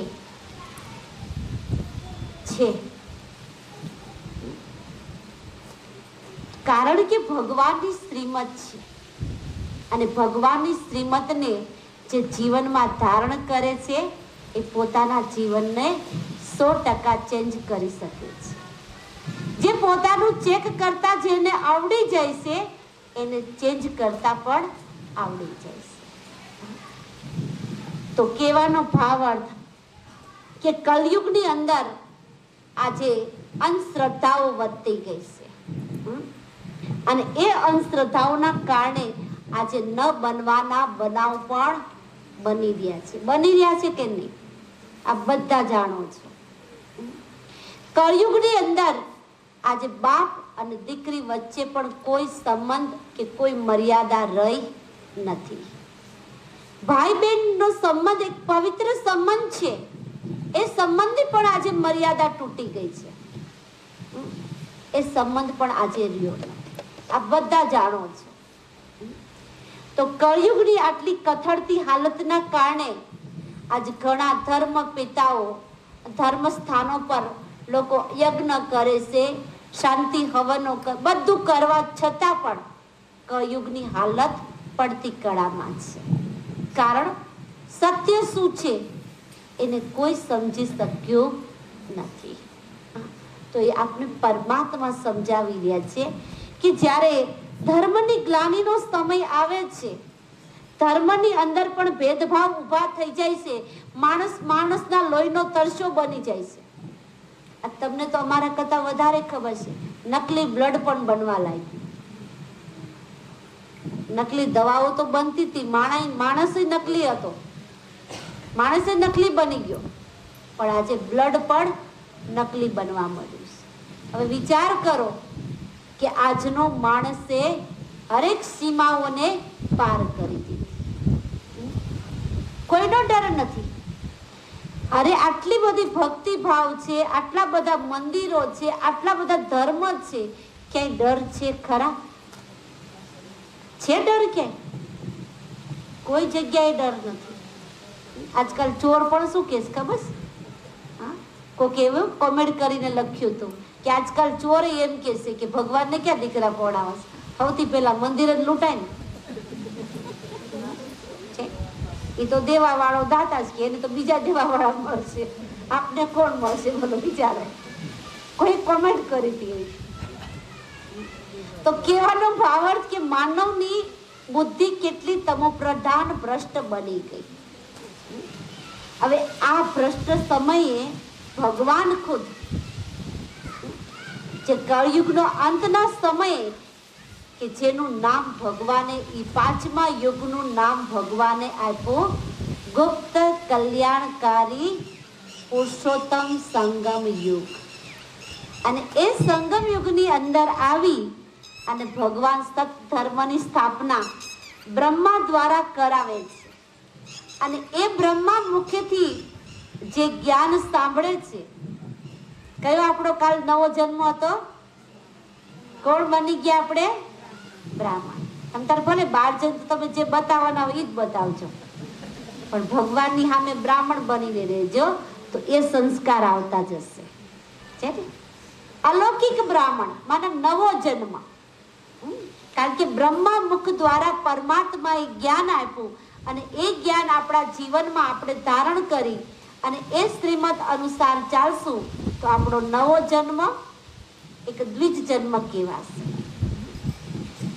તો વાસ્તવમાં ભગવાન અત્યારે સ્થાપનાનું કાર્ય પણ અત્યારે ચાલુ થઈ ગયું છે. ભગવાન પોતાનું દિવ્ય કર્તવ્ય કરાવી રહ્યા છે અને જે ભગવાનનું જ્ઞાન સાંભળે છે, જે શ્રીમદ અનુસાર ચાલે છે, જીવનમાં ધારણ કરે છે, એ માનવમાંથી પણ દેવતુલ્ય બની જાય છે.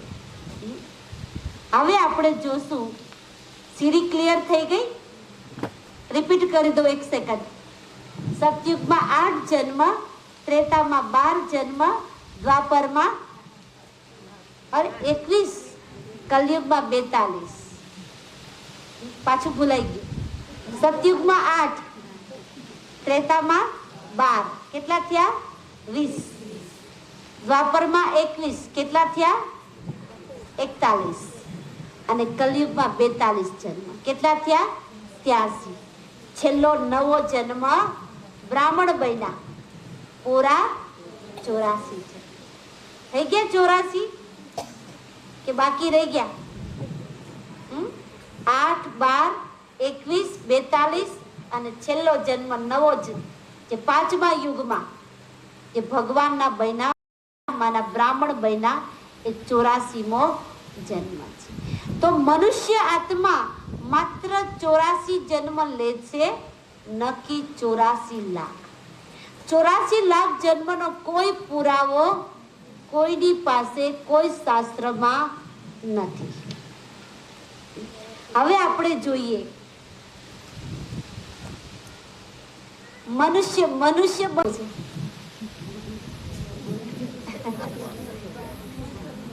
કારણ કે દુનિયામાં તો લોકો એમ કે ભાઈ એક મનુષ્ય જન્મ મળ્યો છે, હા, પછી તો કૂતરું અને પાર ઉતરું, આવું બધું સાંભળેલું છે.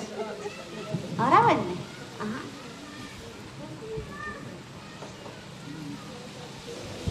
તો કહેવાનો ભાવાર્થ કે લોકોની માન્યતા એવી છે કે મનુષ્ય જન્મમાં રહી અને જે પણ હીન કર્મ કરે છે, પાપ કરે છે, ખોટું કરે છે, અને એની સજા ભોગવવા માટે એને પ્રાણી યોનિમાં, પશુ યોનિમાં જવું પડે છે. હવે એ કેટલું સત્ય છે એ આપણે જોઈએ. કારણ કે આ સૃષ્ટિની ઉપર પ્રાણી યોનિ એટલી છે, પક્ષી યોનિ પણ એટલી છે અને મનુષ્ય યોનિ છે. હવે મનુષ્ય યોનિ એક એવું સમજદાર પ્રાણી છે કે જેની અંદર ઈશ્વરે એક વિવેક બુદ્ધિ મૂકી છે. શું મૂક્યું છે? વિવેક બુદ્ધિ મૂકી છે કે નહીં? માન શાન, દુઃખ સુખ છે ને, હાનિ નિંદા, આ બધી સમજણ કોની પાસે છે? મનુષ્યની પાસે છે. ગાયની પાસે જઈને બેઠા બેઠા નિંદા કરો જોઈએ તો બહુ ખરાબ છો, એને ખોટું લાગશે. પણ આપણી પાસે તો શું, ભાષણ કોઈ કરતું હોય ને, ખાલી હોઠ ફફડતા હોય તો મારી કરતા લાગે છે. 100% મારી જ વાત છે. કેટલું બધું દેહભાન છે ને? હા, ઘૂંટીને દેહભાન ભરેલું છે. અહમ ભાવ છે, વિકારો છે, 5 વિકાર. અને 5 વિકારના જે બાલ બચ્ચા છે, કયા ખબર છે? મોટા મુખ્ય 5 વિકાર છે: કામ, ક્રોધ, લોભ, મોહ, અહંકાર. અને એના બાલ બચ્ચા છે આલસ્ય, નિંદા, સ્તુતિ, કોઈની ગ્લાનિ કરવી છે ને, કટુ વચન કેવું, ટોન્ટિંગ ભાષા વાપરવી, ઈર્ષા કરવી, ધૃણા કરવી, નફરત કરવી, રિસાઈ જવું, આ બધા એના બાલ બચ્ચા છે. અને એ તો એવા સંતાઈને અંદર બેઠા છે કે જલ્દી બહાર આવતા નથી. 5 જે વિકરાળ સ્વરૂપ તો જલ્દી બહાર આવી જાય. ક્રોધ જલ્દી બહાર આવી જાય, અહંકાર જલ્દી આવી જાય, લોભ આવી જાય, મોહ આવી જાય છે ને. પણ આ બાલ બચ્ચા તો અંદર ઘર કરીને બેઠા છે, એ જલ્દી કોઈને દેખાતા નથી. અને એને આપણે એવા પાળી પોસીને મોટા કર્યા છે ને. આટલી સરસ પાલના મળતી હોય તો એ જાય ખરા? ન જાય ને. તો કહેવાય ને કે મનુષ્ય કર્મની સજા ભોગવવા માટે લોકોની માન્યતા એવી છે કે પશુ યોનિમાં યા પ્રાણી યોનિમાં જન્મ લે છે. તો વિવેક બુદ્ધિ મનુષ્ય પાસે છે, નથી પ્રાણી પાસે, નથી પશુ પાસે કે પક્ષી પાસે. આજે મેં દ્રષ્ટાંત આપ્યું ને કે કોઈ પણ પ્રાણી રસ્તામાં જઈ રહ્યું છે, એને તમે 2 દંડા મારશો ને તો કદાચ એને વાગશે ને તો બૂમ પાડશે, દર્દ થશે, તો આંખમાંથી આંસુ પડશે છે. પણ બીજા દિવસે તમે સામા મળશો તો એના મનમાં એ નહીં આવે કે આને મને 2 દંડા માર્યા હતા, હું એને 2 મારી દઉં. ના, એ વિવેક બુદ્ધિ એનામાં નથી. પણ એ જ જગ્યાએ કોઈ મનુષ્યનું આપણે અપમાન કર્યું હોય તો કેટલા વર્ષ સુધી ન ભૂલે? સારી વાત બધી ભૂલાઈ જાય. કદાચ આપણે આ 6 દિવસથી જ્ઞાન સાંભળીએ ને એ બધું બાષ્પીભવન થઈ જાય, પણ હમણાં જરાક ગુસ્સેથી કોઈ બોલે તો વર્ષોના વર્ષો એ વાતને આપણે ભૂલી શકતા નથી છે. કારણ કે મનુષ્યમાં એ વિવેક બુદ્ધિ છે. આને સારું કહેવાય, આને ખોટું કહેવાય, આને સત્ય કહેવાય, આને અસત્ય કહેવાય, આને પાપ કહેવાય, આને પુણ્ય કહેવાય છે ને. આ બધું બુદ્ધિ કોની પાસે છે? મનુષ્ય પાસે છે. તો વાસ્તવમાં મનુષ્ય યોનિમાં રહીને કર્મ કરીએ છીએ, અને જ્યારે કર્મ કરીએ છીએ ત્યારે મનુષ્યને જ્ઞાન તો છે જ કે આને પાપ કહેવાય, આને હીન કર્મ કહેવાય, છતાં ખુશી ખુશીથી કરે છે. કેમ? એની પાસે જ્ઞાન તો છે જ. આપણે એવું તો નહીં જ કહી શકીએ કે એમાં વિવેક નથી, એની અંદર એ સમજ નથી. એ આપણે બચાવ કરીએ છીએ ને. એની પાસે સમજ છે કે આને પાપ કહેવાય, આ હીન કર્મ છે, આ દુષ્ટ કર્મ છે, આ કર્મ ન કરવું જોઈએ, બધી ખબર છે, છતાં પણ ખુશી ખુશીથી કરે છે. અને જ્યારે સજા ભોગવવાની આવે ત્યારે આપણે શું કહીએ છીએ કે સજા ભોગવવા માટે પ્રાણી યોનિમાં જન્મ લેવો પડશે. હવે પ્રાણી યોનિમાં તો વિવેક બુદ્ધિ છે જ નહીં, તો એને ફિલિંગ કેમ થશે કે મેં ગયા જન્મમાં બહુ પાપ કર્યું હતું ને એટલે હું ગધેડો બન્યો, કૂતરો બન્યો, હાથી બન્યો, હરણ બન્યો? ફિલિંગ આવશે ખરા? કારણ કે પશુ યોનિમાં એ ફિલિંગ નથી, વિવેકતા નથી, તો એને ફીલ નહીં થાય તો એ સુધરશે કઈ રીતે? જે પણ કોઈ માણસ હીન કર્મ કરે જ છે એને ગવર્મેન્ટ એવું સમજે કે ભાઈ એને જેલમાં નાખી દો, એ સજા ભોગવશે ને તો એને ફિલિંગ આવશે તો સુધરશે. પણ અત્યારે તો એમાં ઊંધું થઈ ગયું, ત્યાં જઈને ઓર બગડીને પાછા આવે છે. કારણ કે 2 મિત્ર બીજા નવા મળે ને, અને ત્યાં તો મિત્ર બધા કેવા જ્ઞાની હોય કે આપણે બંને જણા બહાર નીકળે ને સામે વાળાને પૂરું કરી જ દેવું છે ને. એટલે સંસ્કાર એડ થઈને બહાર નીકળે છે. એટલે ગવર્મેન્ટ એમાંય નાપાસ થઈ ગઈ કે ભાઈ વિચાર્યું કે આને આ સજા આપીએ તો એ સુધરી જાય, તો એની બદલે ઓર બગડે છે. એટલે હવે ગવર્મેન્ટે નક્કી કર્યું કે હવે આને કંઈક આધ્યાત્મિક શીખવાડો. કેદીઓને પણ આધ્યાત્મિક જ્ઞાન આપવાનું શરૂ કરી દીધું છે. અને એમાં આ બ્રહ્માકુમારી સંસ્થા મુખ્ય પાઠ ભજવે છે. ઘણા કેદીઓના જીવન જેને જન્મ ટીપની સજા હતી પણ એનું વર્તન વ્યવહાર સુધરવા લાગ્યા, એના કર્મ સુધરવા લાગ્યા, તો એ જન્મ ટીપ સજામાંથી પણ કેદીઓ ઘણા મુક્ત થઈ ગયા છે. ઘણા કેદીઓ મુક્ત થઈ ગયા છે સજાઓમાં, કારણ કે પોતે પોતાના વ્યવહારનું જીવનનું પરિવર્તન કરી નાખ્યું. તો પરિવર્તન કરવા માટે કોઈ પશુ યોનિમાં કે પ્રાણી યોનિમાં જવું જરૂરી નથી કે જરૂરી છે. કોને એવું લાગે છે પશુ યોનિમાં જઈ તો જ પરિવર્તન થાય, કે પછી મનુષ્ય યોનિમાં રહીએ તો પરિવર્તન થાય? કઈ યોનિમાં પરિવર્તન થાય? માતાઓ બોલે છે, ભાઈઓ નથી બોલતા. ભાઈઓ કે જ્યાં જવાન થાય ત્યાં જતા રહીશું. આવું વિચારવું શું? આવું કોણ મગજ કસે? બરાબર ને? તો વાસ્તવમાં ભગવાન બતાવે છે કે મનુષ્ય કર્મ કરે છે તો કર્મની સજા પણ મનુષ્ય યોનિમાં રહીને જ ભોગવે છે. એના માટે યોનિ પરિવર્તન કરવી જરૂરી નથી. કારણ કે મનુષ્ય યોનિમાં કર્મની સજા ભોગવશે. આજે નથી ઘણા બાળક જન્મતા જ મૂંગા હોય, બેરા હોય. આજકાલ તો જન્મતા જ ડાયાબિટીસ, જન્મતા જ કેન્સર, આંખો નથી હોતી છે ને, હૃદય નથી હોતા, કિડનીઓ નથી હોતી. આ બધા સાંભળો જ છો ને? ત્યારે આપણે બધાય બોલીએ છીએ. શું બોલીએ છીએ? એના પાસ્ટ જન્મની આ સજા છે. શું કહીએ છીએ? બોલીએ છીએ ને? તો પાસ્ટ જન્મમાં એ કોણ હતો? મનુષ્ય હતો. એ પાકું થઈ ગયું. કારણ કે પાસ્ટ જન્મમાં એને કઈક પાપ કર્યા હતા, તો આ જન્મમાં એ મનુષ્ય બન્યો એટલે એને સજા મળી.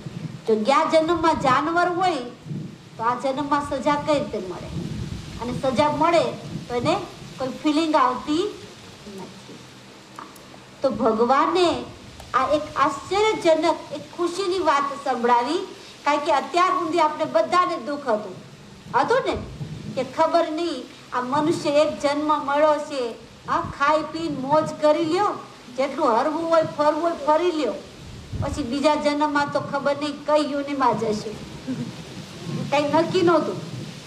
પણ ભગવાને ખુશીની વાત બતાવી કે મનુષ્ય બને છે, પશુ પ્રાણી બનતો નથી. જેવું બીજ એવું ફળ. તમે આંબોનું કેરી વાવો તો ત્યાં આંબો જ થાય અને એમાં કેરીઓ જ આવે ને. પણ તમે કહો ના, મારે તો કેળા જોઈએ છે, તો શક્ય છે ખરા? જ્યાં ઘઉં વાવો ત્યાં ઘઉં જ ઉગે, ત્યાં બાજરો ન થાય? થાય? જેવું બીજ એવું વટવૃક્ષ. તો મનુષ્ય બને છે, પશુ પ્રાણી બનતો નથી. આ એક ખુશીની વાત છે. અત્યાર સુધી આપણે વાતો સાંભળી, એની પાછળનું પણ એક ખોટું પણ નથી. એની પાછળનું એક રાજ છે, બહુ સિક્રેટ રાજ છે. કયું ખબર છે? કારણ કે આપણા ઋષિ મુનિઓ, સાધુ સંતોને ખબર હતી. કારણ કે મહાન જ્ઞાનીઓ હતા, મહાન તપસ્વીઓ હતા. એમને ખબર હતી કે આવનાર કળયુગ ખૂબ જ ભયંકર છે. આવનાર કળયુગ ભયંકર છે અને એ ભયંકર યુગમાં માનવતાને ભૂલી જશે. માનવતાને ભૂલી જશે. પર પ્રાણી કરતા પણ હીન કર્મ કરતો થઈ જશે. એટલે એને આ શાસ્ત્રમાં પોઈન્ટો લખી કે જો આવા હીન કર્મ કરશો ને તો આવી પ્રાણી યોનિમાં જન્મ લેવો પડશે. પણ અત્યારે કોઈ ડર લાગે છે ખરા? સાચું બોલો, કોઈ ડર લાગે છે? ભલે ગમે ત્યાં જન્મ લેવો પડે, જોઈ લઈશું આગળ જઈને. બરાબર ને? તો એટલા માટે આપણા ઋષિ મુનિઓએ લખ્યું હતું કે એક ડર રહે અને એ ડરના કારણે હીન કર્મ ન કરે, પાપ કર્મ ન કરે. પણ આજે ક્યાંય ડર જોવા મળે છે ખરા? કોઈને ડર નથી. તો કહેવાનો ભાવાર્થ કે વાસ્તવમાં જેવું બીજ હોય એવું જ ફળ હોય. તો બતાવવામાં આવે છે કે ભાઈ અહીંયા આંબો છે તો ત્યાં આંબાની કેરી વાવી તો ત્યાં આંબો જ થયો છે. એ રીતે જ્યારે કોઈ મનુષ્ય શરીર છોડે છે તો અંદર એક ઓપ્શન બતાવ્યા છે કે ભાઈ આત્મા જ્યારે નીકળે છે તો બધા ઓપ્શન બતાવ્યા, તો બધામાં ચોકડી બતાવી. આખરે મનુષ્ય શું બને છે? મનુષ્ય બને છે. અને એના વાસ્તવિક તમારે કદાચ જાણવું હોય તો પુનર્જન્મ છે કે નહીં? અત્યાર સુધી આપ બધા પુનર્જન્મના જે કિસ્સાઓ સાંભળ્યા હશે, એમાં શું સાંભળ્યું છે? પુનર્જન્મ જેને જેને યાદ આવે છે એને બધા એ જ બતાવ્યું છે કે ગયા જન્મમાં હું સ્ત્રી હતો, ગયા જન્મમાં પુરુષ હતો, આ જગ્યાએ તો આ વ્યક્તિ હતો. આખું રાજ એ બતાવ્યું છે. કોઈ અત્યાર સુધી એમ નથી બતાવ્યું કે ગયા જન્મમાં હું ઘોડો હતો કે ગધેડો હતો. કોઈ નથી બતાવ્યું. તો પુનર્જન્મ પણ આપણી સામે એક પુરાવો છે. પુનર્જન્મ મોટામાં મોટો પુરાવો છે. તો હું આપને પુનર્જન્મની એક વાસ્તવિક કહાની બતાવું,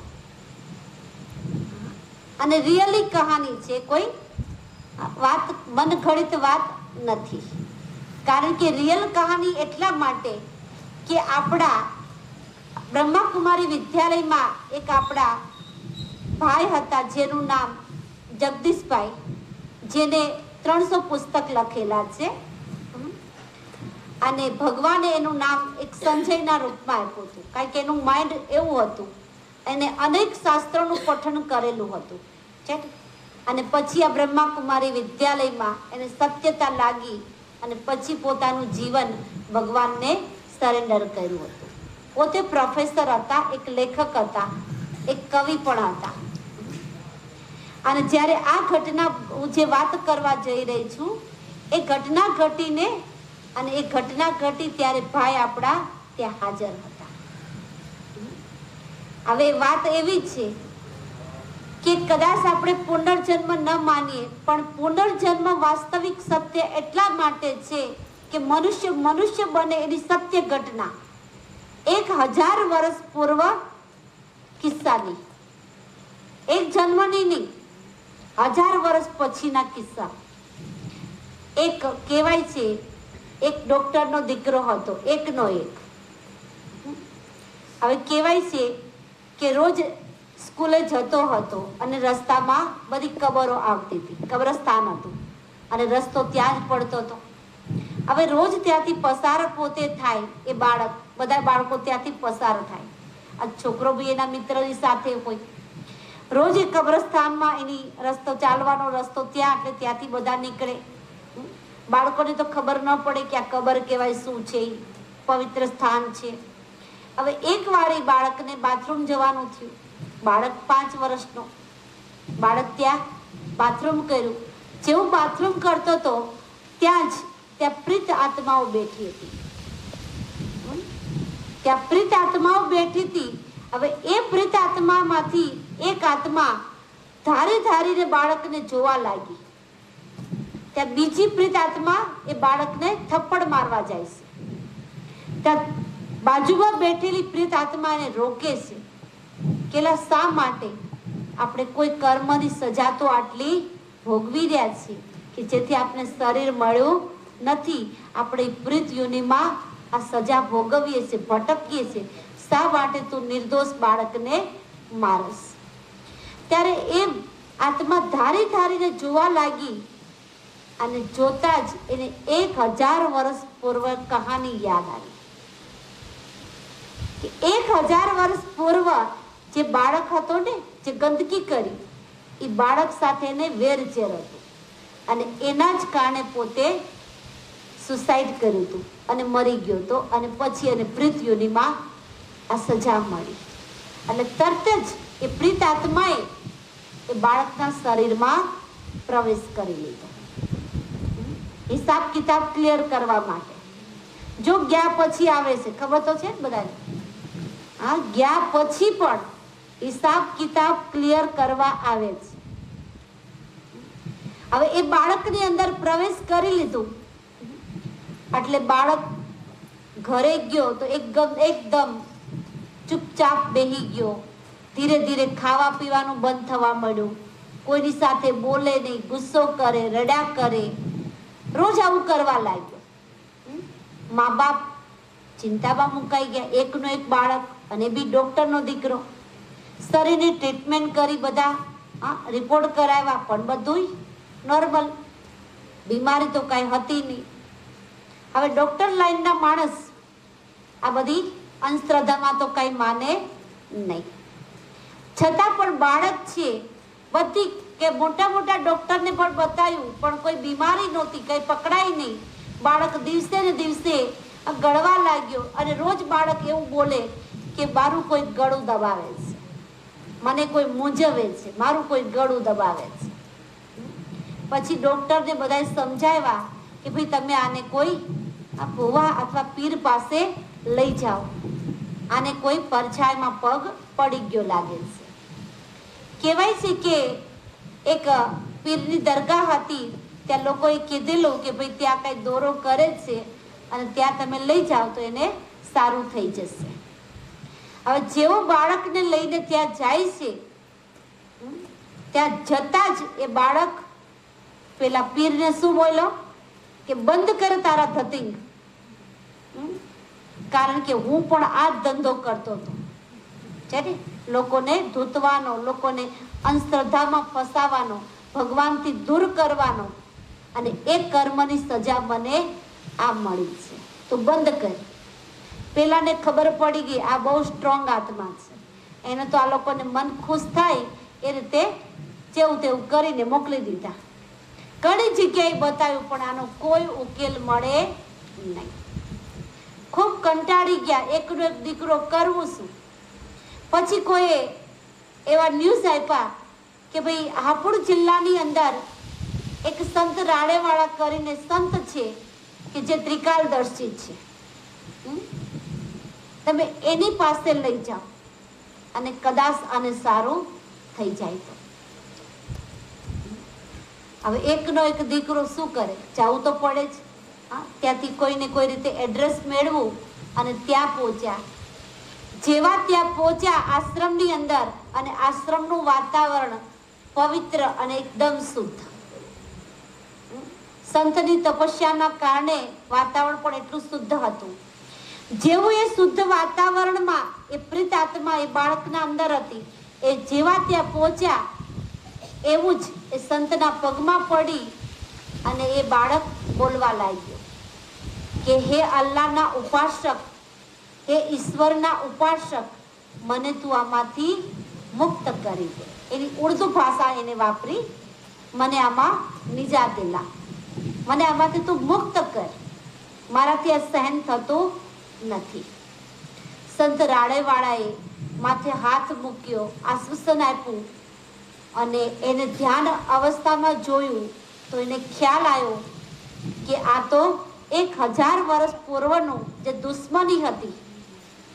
કઈ દુશ્મની હતી એ પણ આપને બતાવો કે જે પ્રીત આત્મા હતી ને, એક ફકીર હતા, પીર હતા, અને એની દીકરી હતી, એકની એક દીકરી, અને એ દીકરી સાથે જ્યાં નાનો એવો દીકરો 1000 વર્ષ પૂર્વ પણ એ દીકરાના રૂપમાં હતો, અને એ દીકરી સાથે એના આડા સંબંધ હતા. અને એના પિતાને ખબર પડી એટલે એને લક્ષ્ય લીધું કે આજ સવારે હું આનું ખૂન કરી નાખું. ત્યાં જ પોતે પોતાનું કઈ એવી ઘટના ઘટી અને પોતાનું મૃત્યુ થયું. એટલે ગીતાજીમાં લખ્યું છે અંતમતિ સોગતિ. જેવી તમારી અંતે મતિ હશે એવી તમારી ગતિ થશે. રાત દિવસ તમે બધું કરતા હશો અને અચાનક તમારી સામે કઈ ઘટના ઘટી જશે, અને એ સમયે તમને કોઈ પણ દેહધારી યાદ આવી ગયા, કોઈ વિકૃતિ યાદ આવી ગયું, કઈ પણ પાપ યાદ આવી ગયું, તો અંતે ગતિ કેવી થશે? દુર્ગતિ, અધોગતિ થશે. એટલે ગીતાજીમાં લખ્યું છે અંતમતિ સોગતિ. તો આ વ્યક્તિને મનમાં શું હતું? ભાઈ મારી દીકરી સાથે આના ખરાબ સંબંધ છે, હું એનો આજે ખૂન કરી નાખું. ત્યાં પોતાનું જ અચાનક ઘટના એવી ઘટી ગઈ, અને જેવો કહેવાય છે કે આત્મા ઉપર જાય છે ત્યાં અલ્લાહના 2 બંદાઓ આવે છે અને એને કહે છે કે ભાઈ તારે પ્રીત યુનિમાં જવાનું છે. તો આને કીધું શા માટે? હું તો કેટલાય લોકોના દોરા ધાગા કરીને કેટલાને આશ્વાસન આપું છું, કેટલાયને સાજા કરું છું, કેટલાના દુઃખ મટાડું છું, તો મને આવી સજા કેમ? ત્યારે અલ્લાહના બંદાઓએ કીધું કે ભાઈ તે મોટામાં મોટું હીન કર્મ એ કર્યું છે કે તારી એ સમયે બુદ્ધિની અંદર વૃત્તિમાં આ બાળકને મારવા માટેની એક વૃત્તિ હતી અને એની સજા તારે પ્રીત યોનિમાં ભોગવવી પડશે. પછી એને હિંમત કરીને પૂછ્યું કે પ્રીત યોનિમાં હું જવા તો તૈયાર છું, કારણ કે સજા છે, જવું પડશે, પણ આમાંથી મને મુક્તિ ક્યારે મળશે? ત્યારે અલ્લાહના બંદાઓએ કીધું કે 1000 વર્ષ પછી, અને આ જ બાળક દ્વારા તને પ્રીત યોનિમાંથી મુક્તિ મળશે. આ સાચી ઘટના છે. હા, આ બાળક દ્વારા તને મુક્તિ મળશે.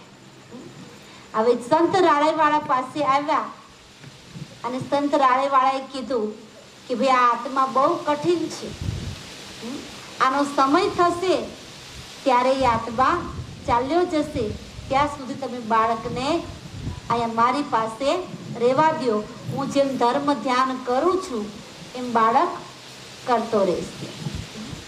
હવે ડોક્ટરનો એકનો એક દીકરો, શું કરવાનું? પણ દીકરાના જીવન માટે મૂકવો તો પડે. હા, મૂકી દીધો. કહેવાય છે કે 4-5 મહિના થયા, સંત રાળેવાળા ધ્યાનમાં બેઠા હતા બ્રહ્મ મુહૂર્તના સમયે, અને સંત રાળેવાળાને જ્યાં બાળકને આ પ્રેતાત્મા છોકરો હતો ને એની શરીરમાં પ્રેતાત્મા હતી, એને જ્યાં જન્મ લેવાનો હતો એ દ્રશ્ય આખું સંત રાળેવાળાએ જોયું કે એક શેઠને ત્યાં આ પ્રેતાત્માનો અહીંથી છુટકારો થશે અને એ શેઠને ત્યાં પોતે દીકરાના રૂપમાં જન્મ લેશે.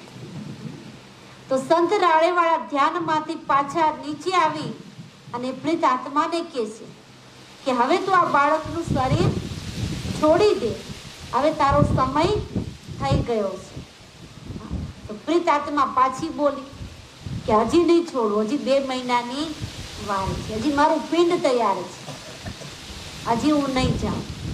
વળી પાછા 2 મહિના પછી સંત રાળેવાળા ધ્યાનમાં ગયા અને પછી કહેશે અપ્રિત આત્માને કે હવે તું આ બાળકને છોડી દે અને તારું શરીર પૂરું તૈયાર થઈ ગયું છે, તારો સુંદર ઘરે જન્મ લેવાનો છે, તારી સજા પૂર્ણ થઈ ગઈ.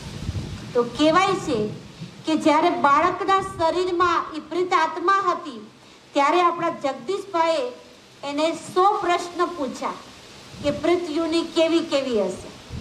ત્યારે બાળકે પ્રેત આત્માએ સચોટ જવાબ આપ્યા અને બાળકના શરીરમાંથી એ પ્રેત આત્મા નીકળી ગઈ. ત્યારે પણ આપણા જગદીશભાઈ ત્યાં પહોંચી ગયા હતા અને ત્યારે બાળકને પ્રશ્ન પૂછ્યા તો બાળકે એકદમ નોર્મલ જવાબ આપ્યા અને કીધું હવે મને કોઈ પ્રોબ્લેમ થતો નથી, કારણ કે આત્મા જન્મ લેવા ચાલી ગઈ. તો કહેવાનો ભાવ અર્થ કે 1000 વર્ષ પછી પણ શું બન્યો? મનુષ્ય બન્યો. ભલે એના કર્મની સજા ભોગવવા માટે એ પ્રેત યોનિમાં ગયો, પણ પશુ પ્રાણી યોનિમાં કોઈ જાતું નથી. કારણ કે જરૂરી નથી કે મનુષ્ય પોતાની સજા ભોગવવા માટે પ્રેત યોનિમાં જવું પડે. માણસ યોનિમાં રહીને પશુના સંસ્કાર છે કે નહીં? છે કે નહીં? આપણે બધી ઉપમા આપીએ છીએ ને. આ કોઈ ચૂપ કે ને છાનું માના વાત સાંભળતા હોય તો શું કહીએ? આનું જીવન તો ગરોળી જેવું છે કહીએ. કોઈ એવી રીતે ચંચલતા કરતા હોય તો આપણે શું કહીએ? આ તો બંદર જેવો છે, આ તો ઘોડા જેવો છે, આ તો ગધેડા જેવો છે. તો જરૂરી નથી કે માણસને પશુ યોનિમાં જાય તો જ સંસ્કાર આવે. માણસની યોનિમાં છે છતાંય પ્રાણીઓના પશુઓના સંસ્કાર છે કે નહીં? કે નથી? બધી ઉપમા આપીએ છીએ ને આપણે. કોઈ દી પ્રાણીઓને આપણે કોઈ ઉપમા આપી? ના, એ એની ઓકાતમાં જ છે. એ એના સંસ્કારને ક્યારેય ચેન્જ કરતા નથી, એ એની ઓકાતને ક્યારેય ભૂલતા નથી. માણસ આજ પોતાની ઓકાત ભૂલી ગયો, માણસ ઇન્સાનિયત ભૂલી ગયો છે. એટલે આપણે એને કહેવું પડે છે કે માણસ તો માણસ થા, પ્રાણીને કેવું પડ્યું, એને યાદ અપાવવું પડ્યું? ક્યારેય અપાવવું નથી પડ્યું, છે ને? તો કહેવાનો ભાવાર્થ એટલો જ છે કે આખરે ખુશીની આશ્ચર્યજનક વાત ભગવાને આજે આપને એ સંભળાવી કે ગમે તેવા કર્મ કરો પણ કર્મની સજા મનુષ્ય યોનિમાં જ ભોગવવાની છે. એના માટે કોઈ યોનિ પરિવર્તન નથી. તો ઘણા અમને પૂછે કે બેન પ્રાણીનું શું? તો કેમ પ્રાણી સુખી જ છે ને? મનુષ્ય કરતા સુખી કોણ છે? સુખી કોણ છે? આપણે મનુષ્ય જન્મે ત્યારથી જબલાની ચિંતા, મરે તો કફનની ચિંતા, બાકીની વચ્ચેની તો વાત જ નહીં છોડ, એનો હિસાબ તો કઢાય જ નહીં. અત્યારે બહુ મોટી વાત છે, બરાબર ને? હા, મનુષ્યને બધી પ્રકારની ચિંતા, જન્મથી માંડીને મૃત્યુ સુધી. જન્મે ત્યારથી ચિંતા, ભણવાની ચિંતા, ભણી ગણી મોટા થયા તો નોકરીની ચિંતા, નોકરી મળી તો છોકરીની ચિંતા, છોકરી મળી તો સંતાનની ચિંતા, સંતાન થયા તો એને ભણાવવાની. ચિંતામાં જાય ત્યાં સુધી ચિંતા ચિંતા ચિંતા. પ્રાણીઓને પૂછો જોઈએ, એને એક ટાઈમનું ભોજન મળી ગયું હોય, એને વિચારું રાત્રે શું જમશું. આપણે બપોરે જમતા જમતા શું કહીએ, રાત્રે શું બનાવશું? હા, બપોરે જમતા જમતા વિચારીએ કે આજ રાત્રે શું બનાવશું. રાત્રે જમતા સવારે નાસ્તો શું બનાવી તમે કઈ શું જાવ એટલે અમને ખબર પડે. હજી પણ જમીને ઉભા થયા છે ને? વિચાર કરો કે આપણે એક પેઢીનું નથી વિચારતા, કેટલી પેઢીનું વિચારીએ? 71 પેઢી તો મળી ગયું, પણ 72મી પેઢીનું શું થશે? અને એ ચિંતામાં માણસ ચિતામાં જાય ત્યાં સુધી ચેનથી બેસતો નથી. તો વાસ્તવમાં આપણા કરતા પણ પશુ પ્રાણી સુખી છે. એને જો ન વસ્ત્રની ચિંતા, ન ઘર બાંધવાની ચિંતા, ન એને પાપ પુણ્યનું કોઈ જ્ઞાન, ન એની ચિંતા, ન મંદિરે જવાની ચિંતા છે, કોઈ પ્રકારની એને ચિંતા નથી. તો આપણા કરતા ખુશ કોણ? આપણે તો કે ને કે કદાચ સુવા જઈએ ને તો પલંગ સારો ન હોય, બિસ્તર સારો ન હોય તોય શું કહીએ, ભાઈ અહીંયા ઊંઘ નહીં આવે. અને જો તમે કેવા સુઈ ગયા, ગમે ત્યાં સુઈ જાય છે ને? હા, તો વાસ્તવમાં કહેવાનો ભાવ કે એ રીતે એ લોકો પણ એની રીતે કર્મની સજા ભોગવે છે. જો ઘણા પ્રાણીઓ પણ તમે જોજો કે સિંહ એ જંગલનો રાજા છે તો સુખી છે, બિંદાસ થઈને ફરે છે, પણ એને સજા કઈ છે? સર્કસ વાળા પિંજરામાં પૂરે તો એના કર્મની સજા.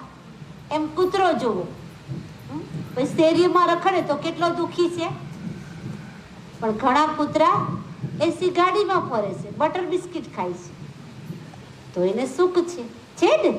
હા, તો પ્રાણી, પશુ પ્રાણી પણ એના કર્મની સજા ભોગવે છે, પણ એને વિવેક બુદ્ધિ નથી, એટલે એને કોઈ ફિલિંગ નથી કે હું મંદિરે જાઉં તો પાપમાંથી છૂટી જાઉં, ભજન કીર્તન કરું, આવું સુંદર જ્ઞાન સાંભળો તો પાપમાંથી છૂટી જાઉં. એ સમજ એનામાં નથી.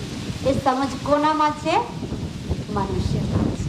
હા, તો આજે ભગવાને ખુશીની વાત સંભળાવી કે આપણે મનુષ્ય બનીએ છીએ, પશુ પ્રાણી બનતા નથી. બરાબર ને? કે જાવું છે? હા, કર્મની સજા ભોગવવા માટે આ યોનિમાં રહીને જ આપણે ભોગવીએ છીએ. જન્મતા જ કોઈ આંધળા, લૂલા, લંગડા, બેરા છે ને, તો એ શું છે? આપણા કર્મની સજા છે. અચ્છા, શાંતિ, શાંતિ. આવતીકાલે કેટલામો દિવસ છે? 7મો દિવસ. આવતીકાલે ગીતા જ્ઞાન. ગીતાનું જ્ઞાન કોને આપ્યું? ક્યારે આપ્યું? શા માટે આપ્યું? કુરુક્ષેત્રમાં આપ્યું કે કર્મક્ષેત્રમાં આપ્યું? આવતીકાલે આપણે ગીતા જ્ઞાનનું સ્પષ્ટીકરણ સાંભળીશું. અચ્છા, ઓમ શાંતિ.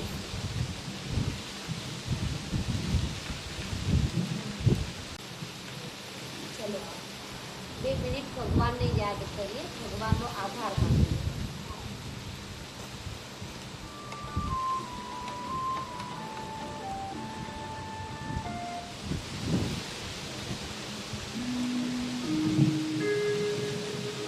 कर्म करो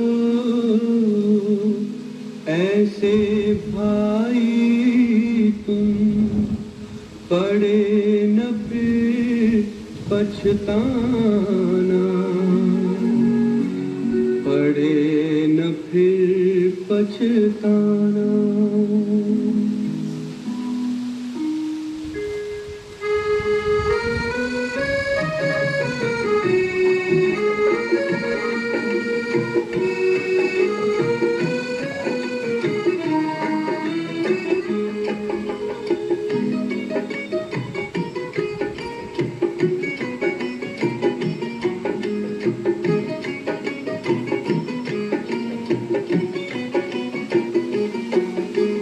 कर्म करो ऐसे भाई तुम, पड़े न फिर पछताना, पड़े न फिर पछताना.